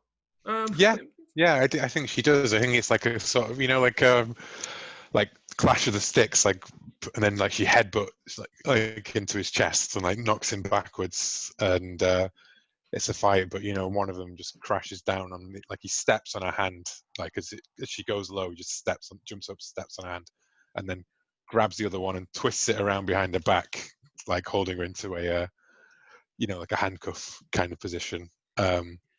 And then slams her up against the wall, which is when door kicks open, swarm of guards comes into the room. They start grabbing you, and I think they start kind of like pulling you away, and some of them have got their own nightsticks, and they're clubbing at you, and I think the extra consequence, because you rolled 4, is Mhm. you are gonna take level 2 harm, Level 2 harm. which is like Which, battered, which you can roll to resist as always. yeah, or I can burn my heavy armor. Ooh, oh yeah, you have so much. All right, yeah, because you got that 2 free load. hmm Hell yeah. Okay, so you just tank it, you big old tank. Um, okay, so I think that's where we'll leave it for now. We've been here for like an hour, and yeah, this we're probably gonna wrap up in the next half hour. So this is a monumentous score. I did not expect it. So we're gonna take another break. Come back at 35 past the hour again, and we come back. We'll deal with the tough one and the Raven Doctor. I deal with not Costa. All right, be back at that time. Okay, so let's cut back to the tough one and the Raven Doctor. Cyrus, you just blasted this armored person, and you recognize the person inside the armor. It's that is that blue coat one that you scared off on that rooftop. The two of you were there. You did that wrestling dance to convince her. Uh, um, I remember her. She probably remembers me even better now. I I think leave her like, to Callum. I leave her to Alex though, because there was a bit of a spark between them. Well, I'd like at this point, yeah, consider that Alec has not had an opportunity to recognize her yet. So he's fighting with the many mooks who showed up. yeah, I think like we just get like shots of like you. I want to say these mooks are mooks, you know. They're I think they're not like the biggest threat here. I think what we'll see is like yeah, mooks come in. They kind of like not flood the decks, but it gets chaotic as the tough one is fighting them off. Not Casta. LC is trying to reach for her shotgun, which she dropped when she got hit by the line launcher. But the Raven Doctor, it sounds like you have other fish to fry. Yeah, what I want to do is first, I will go down a little, grab one of the mooks, give him the letter to Scurlock, tell him bring this to Lord Scurlock if you see him. No, go off, play. And then I'll let him go. And after that, I will try to, I mean, Scurlock's trying to flood the hulls with electroplasmic energy. I don't like that. I'll try to do something about it. I will try to draw this energy to myself, just because I can. Just because you can. Okay. Yeah. Sure. Okay. All right. What are you rolling? I'm rolling with a tune, I think. Hell yeah. And I think can I have a devil's bargain that I will overcharge myself with this stuff? yeah, sure. Take a harm. Take Yeah. another level 1 harm. I will say, actually, if you take let me consider that because if you take a harm, you will lose your healing ticks from your clock there. Oh, okay. Let's see. Who? Um, I will mean, I start. might resist it. Yeah, you might resist it. Actually, yes. Well, the thing is, the devil bargain. They're meant to just happen. Oh, okay. Yeah. Yeah, I think. Okay. Okay. I'll start a 4-step clock. Okay. It's just called Scurlock in your mind. Oh, nice. I like that one. Yes. Cool. Yeah, I'll put that in your character sheet. Okay. So what is that? Is that whoopsie? I'm deleting my attune points here. I Oh no. don't want that. So this it's risky standard. There's still risk. Oh, yeah, attune. Risky standard. Okay. And I get a bonus die for the devil's bargain. No, just one. Just one. I saw one of your clocks is like snuff studies, and I'm like, oh wait, no. Yeah, I've got a 6 though. Hell yeah! Oh, that's great. Oh, that's a lot of dice. Okay, so what does it look like when you like attune to the ghost field and you just push? I think you're gonna erase this Nightingale's trap clock, honestly. Between yourself and Amosen shooting at the field, what does this look like? I think what this looks like, I mean, there is already a breach in the field, right? That's what Amosen created. And I will reach into the breach and I will just grab all this ghost energy and channel it through my own person and then just release it into the atmosphere. And I think it will then lighten up the clouds a bit. You know, like this ghostly green light that comes out of this through the barge through me, lights up the clouds, and there are little tiny lightning strikes. They don't hit the ship, but they still look a bit scary, maybe. Nice.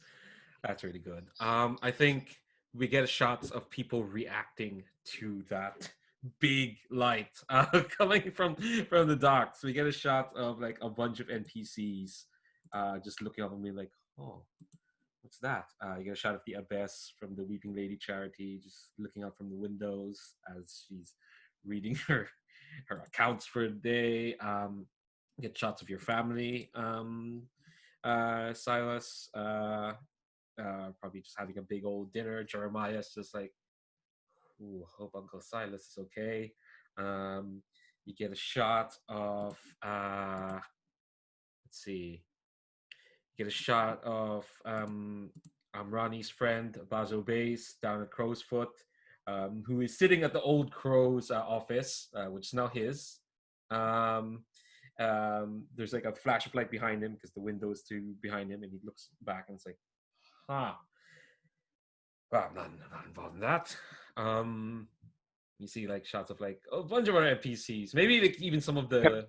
Can I just say we see one of Hella Inwick, my rookie, pulling on a blue coat uniform and hopping down the street along with another bunch of blue coats, running towards the lit up sky, like off in the horizon, kind of thing, as the the authorities respond to this massive display, kind of thing, in a plot appropriate amount of time.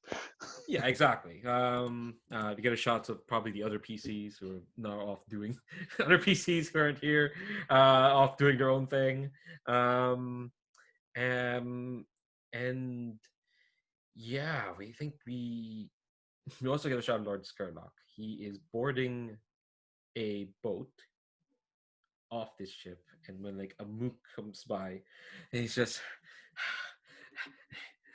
"A letter for you, sir." And Lord Scurlock just gives him like a look, like, right. He just looks at it, just kind of like tucks it in his coat pocket, in his pocket, and it looks like he's about to cast off. And I think the last kind of like, Stephen, if you say something, you're muted. Oh, sorry, I thought you sorry. And I think the last reaction shots we see is probably from Elsie, and it's just a big like, as she kind of like finished loading the shotgun, and she kind of like shakily points it at you, the tough one. I think you're just about to finish with these mooks. And she just shouts like, "Get." She just sounds like, "Oh, I fucking hate vigilantes." She takes a shot at you, tough one. What do you do?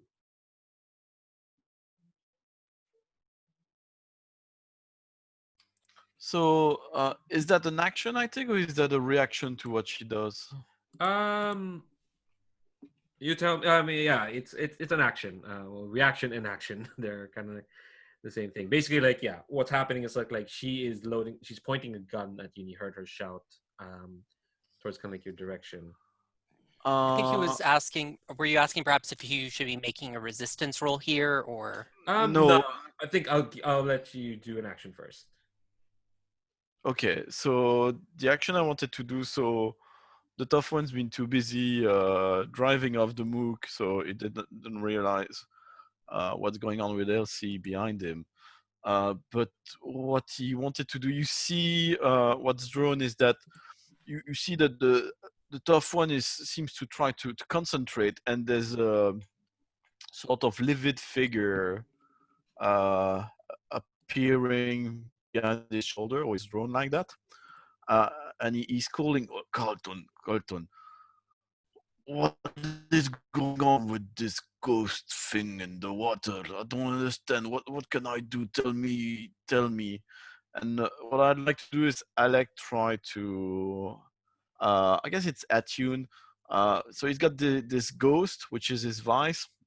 It's a former alchemist slash drug dealer, and he's trying to reach out to that ghost for an explanation, because that ghost is way smarter than the tough one, about what is going on with the spectral things and what he can do about it.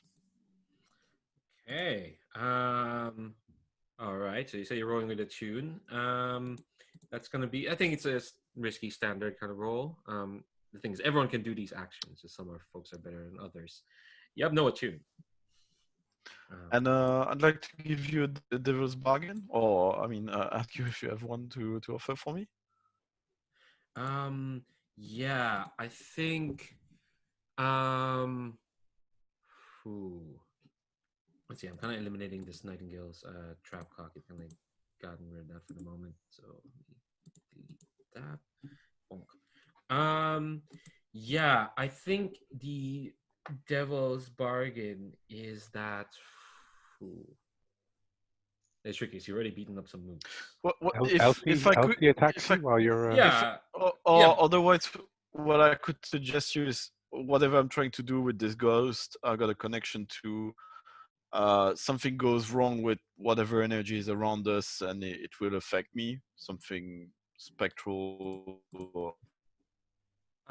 Because you're trying to attune and you're kind of inviting energies towards you. I think whoever is like left on this top deck, well, you're gonna be put in a desperate position after this roll. Because Okay. you're kind of leaving yourself vulnerable. So that's one die. Okay, one die. So, desperate. No, not yet. You're gonna be after this. So The risky risky, standard.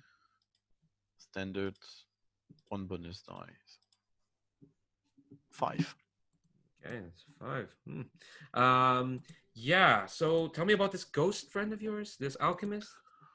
Uh, he's a an alchemist drug dealer who was haunting the jail where I was sent out, and he connected to me somehow, and his death is related to pissing alley. So that's why that's why I'm trying to clean it. He's been the one who's been pushing Alec to walk the line, because the ghost is full of regrets regarding his criminal life and however what he left behind. Yeah, and you're basically asking him what's going on. Picture what's his name from Breaking Bad, Bryan Cranston. Okay. I think you hear his voice. It's a bit, it's in a chiding kind of tone, and it's just saying, Alec. You seem so confused, Alec.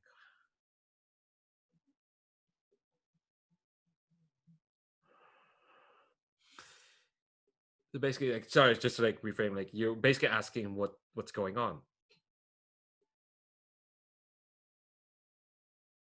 Yeah, some advice regarding what I can do about what's going on and what I can do about the spectral forces, which seems to be the thing which would really scare the tough one. I mean, lots of mooks, even stronger people. He knows what to do with them.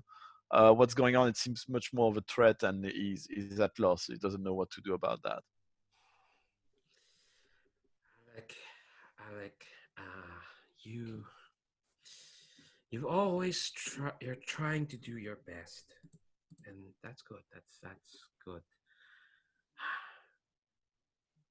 You need to watch out. Well, you need to watch out for who you're with. I think at the moment's kind of, I think time kind of like slows down as you kind of hear your voice of your ghost mentor. It's just, I know you want to do good, but you're caught up in something big, Alec. Something so much bigger than you. It helps to have the right friends for the right situation, and I do believe you have those. But you'll find that what's happening here, it's the first, but it won't be the last. You're standing in a test, and the test has gone really well. This will happen again, Alec. Can I stop this? Can I run test? Of Can course, I break test? What do I need to break to stop this? I can break things. you need to break. You're on the right track. You need to break those responsible. Scurlock and his nightingale. Are they here? Point them to me. I'm gonna break them. They're not on this ship, but they'll be striking soon. They have plans for this city that would mean the death of the ruin of many. You can't stop them here now, but you will stop them soon. You have a chance to stop them soon. And I think they're just about to say something. Actually, no, they'll keep talking.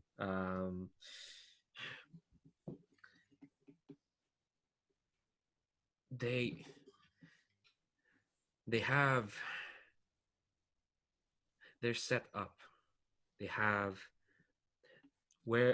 set up where they need to trigger these devices, and soon they'll unleash a wave against the city.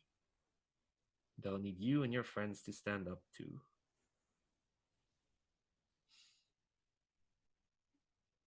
You're going to need all the help. Oh, God. But no, we need to run away from this then. This test. We need to flee then. Alec, if you run away, then can you live with yourself if you do? I mean, from boat. From this boat. Then you need to, and I think as soon as he says like when you need to, you hear a shot ring out, and you feel something thud against you. Because you rolled a 5. That's level 2 harm for yourself there, buddy. As LC like shoots at you. Can I take armor? Yeah, absolutely can. Let me see your items. Yeah. So yeah, you can still take armor. That'll negate that, but that's used up. I take 2 armor. Yes. Hop. Okay, no problem. Yeah. What?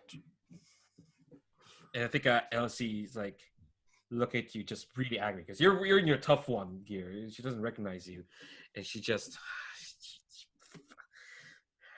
I told you to fucking die. As she's angrily reloading armor into her half charred armor, and she's reloading her shotgun.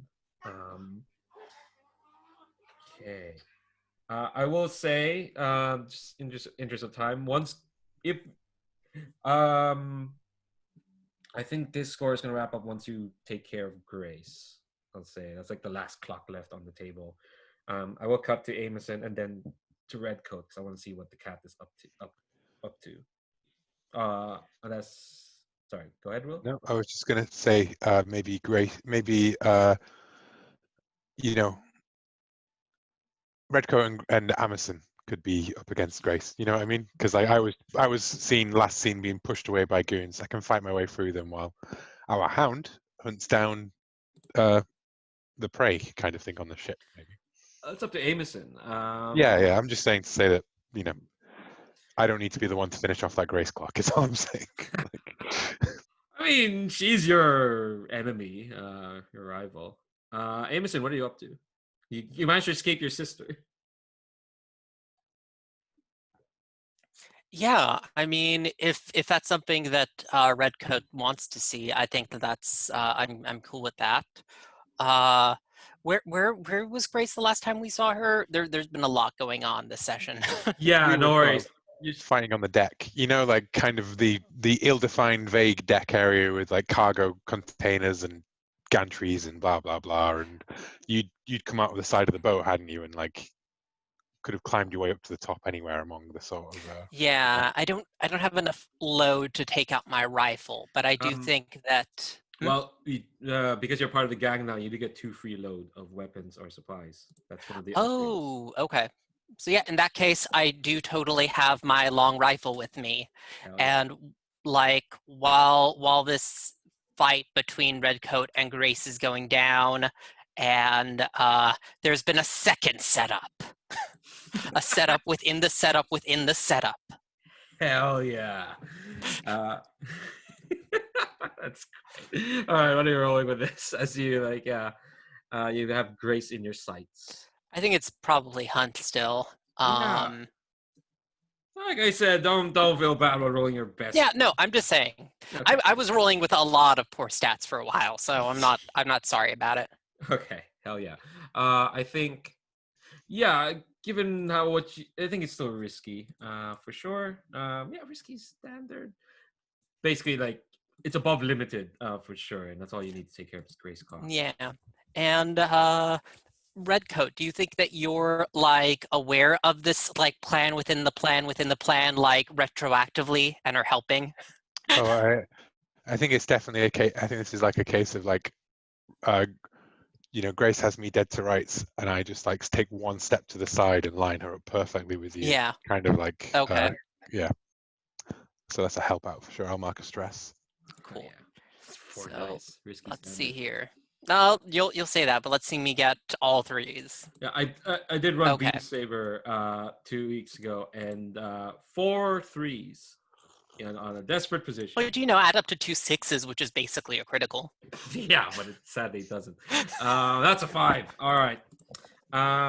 So yeah, I guess I want to put this out to the table.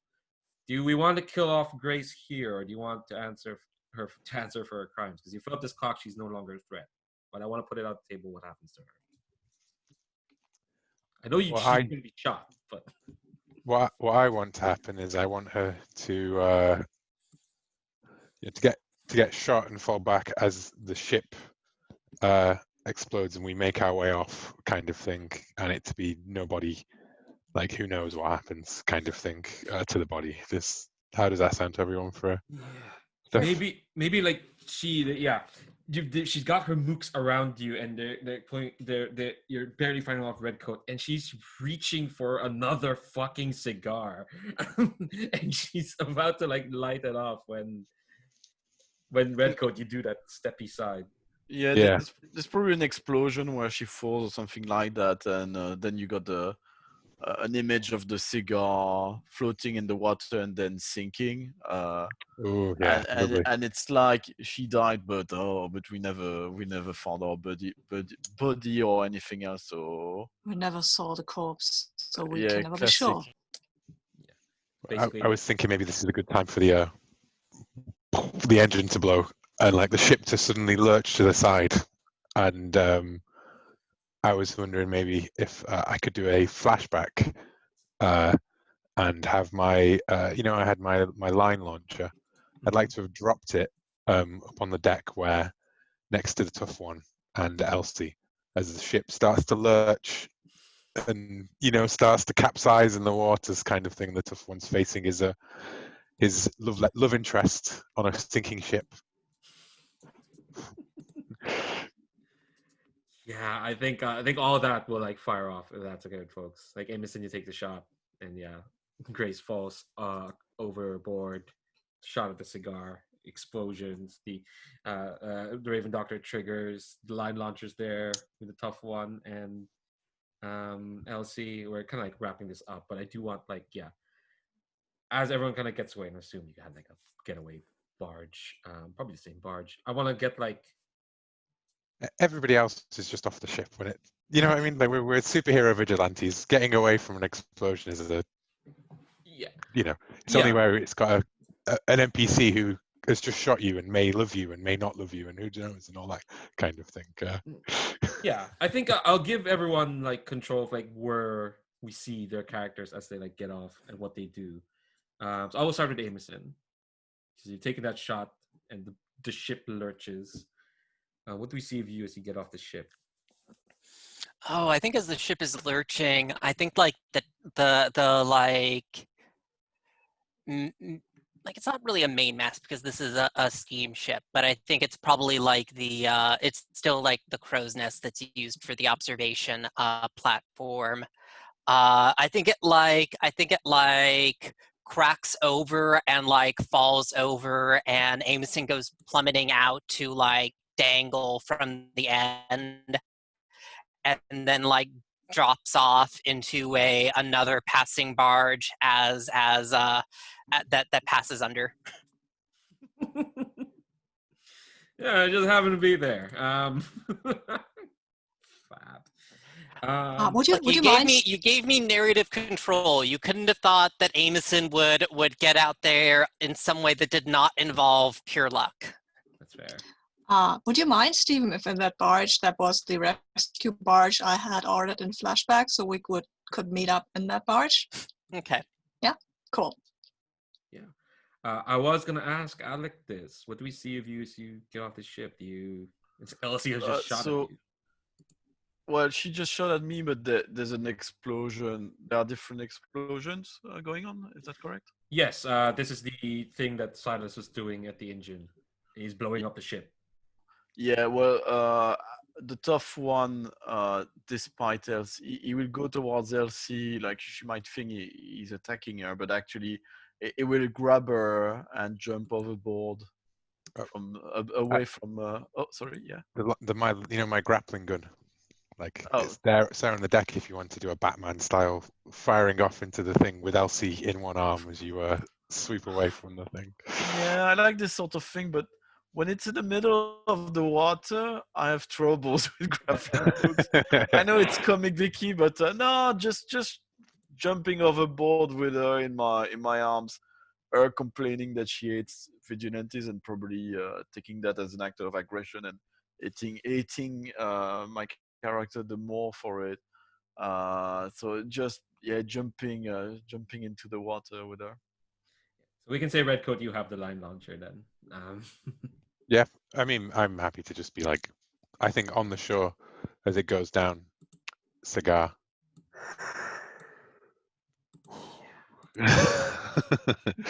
Hell yeah. All right. So, job well done, I suppose. While we're here, let's do payoff. Usually I do this in between. Can I get a fuck? Oh, yes, sorry, I final forgot shot? you. I forgot. Oh. Even doctoring. It's fine. Sorry. Fine.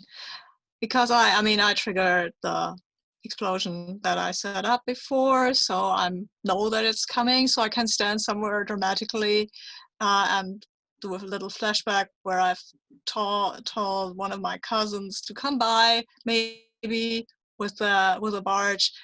Probably don't know that that's just me, but still. And then I'll stand there on the sinking ship until the little rowing boat is coming by, and then I'll step off and leave the ship and maybe meet Amosen on that little rowboat. Hell yeah. All right. Job well done. You've uncovered a lot. We'll assume all your nemeses probably survived somehow. Well, no. We'll see. But probably not to show up. I'm imagining if we do like a sequel season, that's when Grace reemerges or some other thing. I don't know. We'll see what happens next week. But let's do payoff. She emerges as Solomon Grundy. Yes, yeah, she fell into that ectoplasmic goo wave. The cigar is in the water and the goo just kind of, oh god. I think actually Alec when he jumped was exposed to the thing also, so that will be my excuse if I ding and I can buy a new feed for my character. So Alex jumped dangerously close to that spectral thing. Oh, it's really close. All right, while we're here, let's do payoff, and I think we'll have time for XP and whatnot, and then ask you all to set up for next week. So payoff. Crew earns 1 coin per tier of the target. The target was Lord Scurlock, so there's 3 coin. Your vault is full. Your crew coin is full at the moment. So, one of you, how do you want to split up these 3 coin? The other players can have them. Okay, cool. So Amosen, Silas, and Alec, you can take 1 coin. The crew earns rep based on the nature of the operation and who they impressed. You interrupted a major score. Corrupt officials outed. So that's 8 rep. 1, 2, 3, 4, 5, 6, 7. Ooh, you're 1 rep off being full. Oh, that's so close. That's annoying. Can we spend gold to get red? No, right? No, that's not how you get rep. You only get rep when you finish a score. I know, it's annoying. Let's save a cat or something. It's just a quick score to save a cat. No, I mean, you already did save a cat. Yeah, but the cat chose yeah, this we life. save a cat.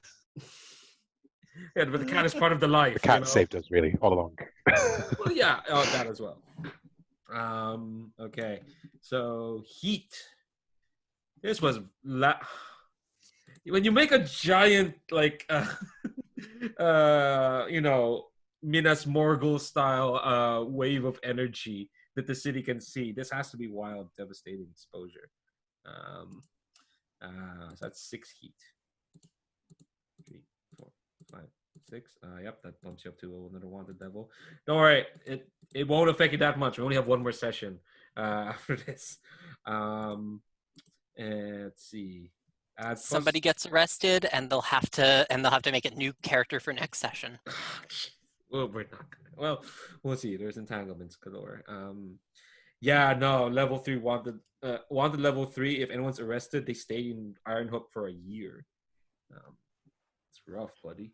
Well, assuming that we don't break them out. Okay, so add +1 heat for a high-profile, well-connected target. I did that. Did not happen in hostile turf. You're not at war with another faction. Add +2 heat if killing was involved. Whether the crew did the killing or not, bodies draw attention. You think it's one of those comic booky things where everyone kind of survives? The ship blew up. I'd lean that way for sure. Yeah, I think that's. Yeah, maybe we were split and we get back together on the beach or regroup at the base at the beginning of the next issue. But yeah, the issue ends with us scattered a bit and maybe having doubt of the fate of each other's. Oh yeah, but I don't think we killed anybody else as well. Like the mooks and stuff. No. It's like Batman movies. He No, clearly G.I. killed people, but they didn't die. G.I. Joe thinks they had all a shoot when they jumped. That's all. All right. I think I'll lean towards that. So you're at 1 heat, wanted level 3. I'm gonna roll entanglements now and probably get that out of the way because a big session. Well, although there was the one rival who we don't know if they're dead or not. Oh, you know what? Actually, I would take that. Yeah, because that's a blue coat as well. So even if he's not dead, then I think it's enough to bring a consequence sort of thing on. Yeah. Okay. So that's +2 heat. Thankfully, that keeps you to the low heat table, but I get to roll 3 dice. So I'm just gonna roll this entanglement. All the entanglements I've been getting have been on this table. It's all been turf in danger. That's why you keep getting jobs attacking your things. Okay, so roll this. All right, highest is a 5. Okay. Okay. All right. I'm gonna think over this because I got 2 choices. But I think I'll tie it in to next week's session or finale. Do we get to know what that entanglement is? It's called sending a message. Okay. I say this as if it's a mystery, but you have the PDF. You can look it up. Okay. I think I have to think over how to do next week. I think it's gonna be we'll see. Because I think unless there's anything else, I think this is it for today. Experience? Experience, yes. We're gonna end off with experience. Let's start from top to bottom this time. So, Redcoat, did you address a challenge with violence or coercion? Yes, I did. Multiple I did that a times. couple of times. Yep. Did I express beliefs, drives, heritage, or background? Yes, I did. Yes. I think. Yes. Um, You had like that classic dueling ideologies thing with your rival, which is always great. and I didn't struggle with issues from my vice or traumas during the session, and I don't think we really learned anything new about Redcoat. He is very solid, isn't he? So that's still 4 XP. It's pretty damn good. All right, the Raven Doctor. Did I address a challenge with knowledge or arcane power? Hell yeah. All Hell, the time. all the time. I mean, You became a Sith Lord for a yeah, I love becoming a Sith Lord. I need to not call myself Darth Raven or something. There was a Darth Revan. Yeah, I know, yeah. but that's wrongly spelled, of course. Did I express my beliefs, drives, heritage, or background? I'm not too sure, but I sent a letter to Scurlock, who's my nemesis, I'll so count maybe that counts. Yes. Okay. I'm sorry that the internet kept failing you. Yeah, it's, well. Did I struggle with issues from my vices or traumas? I don't think so. I do not have any vices anyway. Okay, sure. Right. Did we learn something new about him? Well, we didn't know that he could throw lightning before, right? Yeah, we've never seen that on screen. Okay. Cool. So I'll say, like, if this was a TV show, people were like, oh, where did that come from? That's so lame. We suddenly got a new power. That's weird. I like it. Yeah, I like it as well. Yeah, I take an XP for that. The tough one. How's your XP? So, I addressed the challenge with violence, for sure. Yes. Yeah, I think I did that quite a few times. So that's already digging me. We learned a new thing. Yes. Sorry. Did you learn anything about? Yeah, we learned a new thing about my ghost. That's following me around. Who he is and how it derives. Alec, if I express your belief drives heritage or background, well, I did protect Elsie rather than attack her when. Yeah, and we saw a bit more of your background with talking to your ghost friend. I had to ask you about that. Yeah, so that's 3, right? Violence, background, belief. Yes, and I think you struggled with your vice. You were talking to your ghost friend and he got shot. Okay. You were talking to him, so take an XP for that. All right. Oh, yeah. So I'm gonna take ghost fight. I think we have 2 ghost-powered cutters now. Oh, you're ghost-powered as well. Oh, that might be handy for the final show. Yeah. Yeah. Okay. Amosen, let's go through your XP. Okay. 1 second.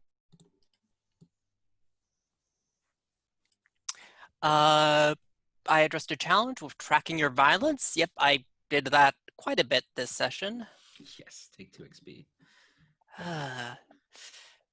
Yeah, you know what? I'm gonna try for that, and hopefully I'll be rolling 2 dice to relieve stress. I expressed my beliefs, drives, heritage, or background. Let's see. I know it came up at least with my sister for a bit. Mm-hmm. I think that was about it there. Yeah. Grand with that. What did we learn? This is a question I took from Lowell. What did we learn about Amosen tonight? I mean, we learned that they give excellent presents, birthday presents. Yeah, no, it's a pretty good. I mean, the thing was, you keyed to that. Like, I was going to suggest that I had given her that for her birthday, and then you were like, "Wow, That's a Like mind meld you were there. just tapping into the disaster twink mindset. How could I have possibly caused this to be fucking me up? But how could I possibly just caused all of my own problems? Amosen. Um, did you struggle with issues from your vice or traumas? I noticed that your vice is caring for animals. Yeah, I definitely did go way out of my way to that time to uh keep my cat out of harm's way. Yeah, I'll take that. Yeah, so take all that XP. A lot of that. Okay. That, and then we do crew XP. All right. Did you interfere with criminal scores, protect citizens, or antagonize the law? You absolutely. You blew up a ship. So that absolutely happened. Did you contend with challenges above your current station? Absolutely. I think multiple times. Like I had to look at like, oh, Grace's tier is technically blue coats. Oh, there's Scurlock. Oh, there's Casta. Oh, there's actual Casta.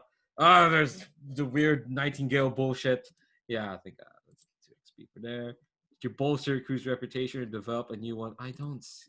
It was kind of fairly low key, honestly. It wasn't really that ostentatious, you know. He just kept it to the surface. You know, it's just like, all right, I think everyone was incredibly ostentatious with the quips and We with the stuff were leading up so to subtle, almost. Oh yeah, I just remembered. Yeah, Amosen shot through the that Scurlock. Sent their cat to grab that nightingale. Yeah, this was your stealth mission. Oh my gosh. I'm sorry. I really thought, like, I had set up, like, there was going to be a council of villains. They're going to be talking about their problems. But no. A Redcoat were like, no, there's Grace. I got to beat the crap out of her. It did only occur to me today. I was like, I could have just stalked her to the meeting, you know, like. But then I was like, too late. Fight. You chose to fight. It's action comics we're reading, not some boring Sandman by Neil Gaiman. I don't want a half a page of text. Yeah, I do like Sandman, by the way. Yeah, it's like, yeah, but we're not in Sandman, sadly. Yeah, that's why Scurlock was all alone in his table. Be like, where is everyone? Where is it? All right, and you expressed the goal. I still want to know if Scurlock accepts Silas's invitation. I think let's do this XP and then we'll add that as a postscript. Express the goals, drives, inner conflict, or essential nature of the crew. Yeah, they always do that. That's a given. But yeah, I think because I do want to know what's on that note. I think we'll end with like a shot of like Scurlock getting off his like rowboat with his mooks and getting into a carriage. And it's like, oh yeah, I got this letter. He was about to like reach for like the nightingale, then remembered, oh yeah, that motherfucker, that cat person took it from me. And he opens the letter. What does it say? I think it said something like, if you really want to talk to me that badly, we can do this as civilized people.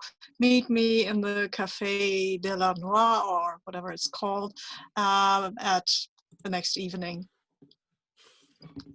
Oh yeah. Yeah, I think we just got like a shot of him reading that, folding it up, and just kind of just leaning back and just thinking, you know, oh, what a fucking night. Not with those expletives, but like, you know, what a night. And I think that's the end of this installment. Oh, unless there's anything else anyone want to add. Actually, you know what? If anyone else wants to have like a final shot they want to add. I don't. I would love to do stars though, if we've got time for that. Yes, we have time.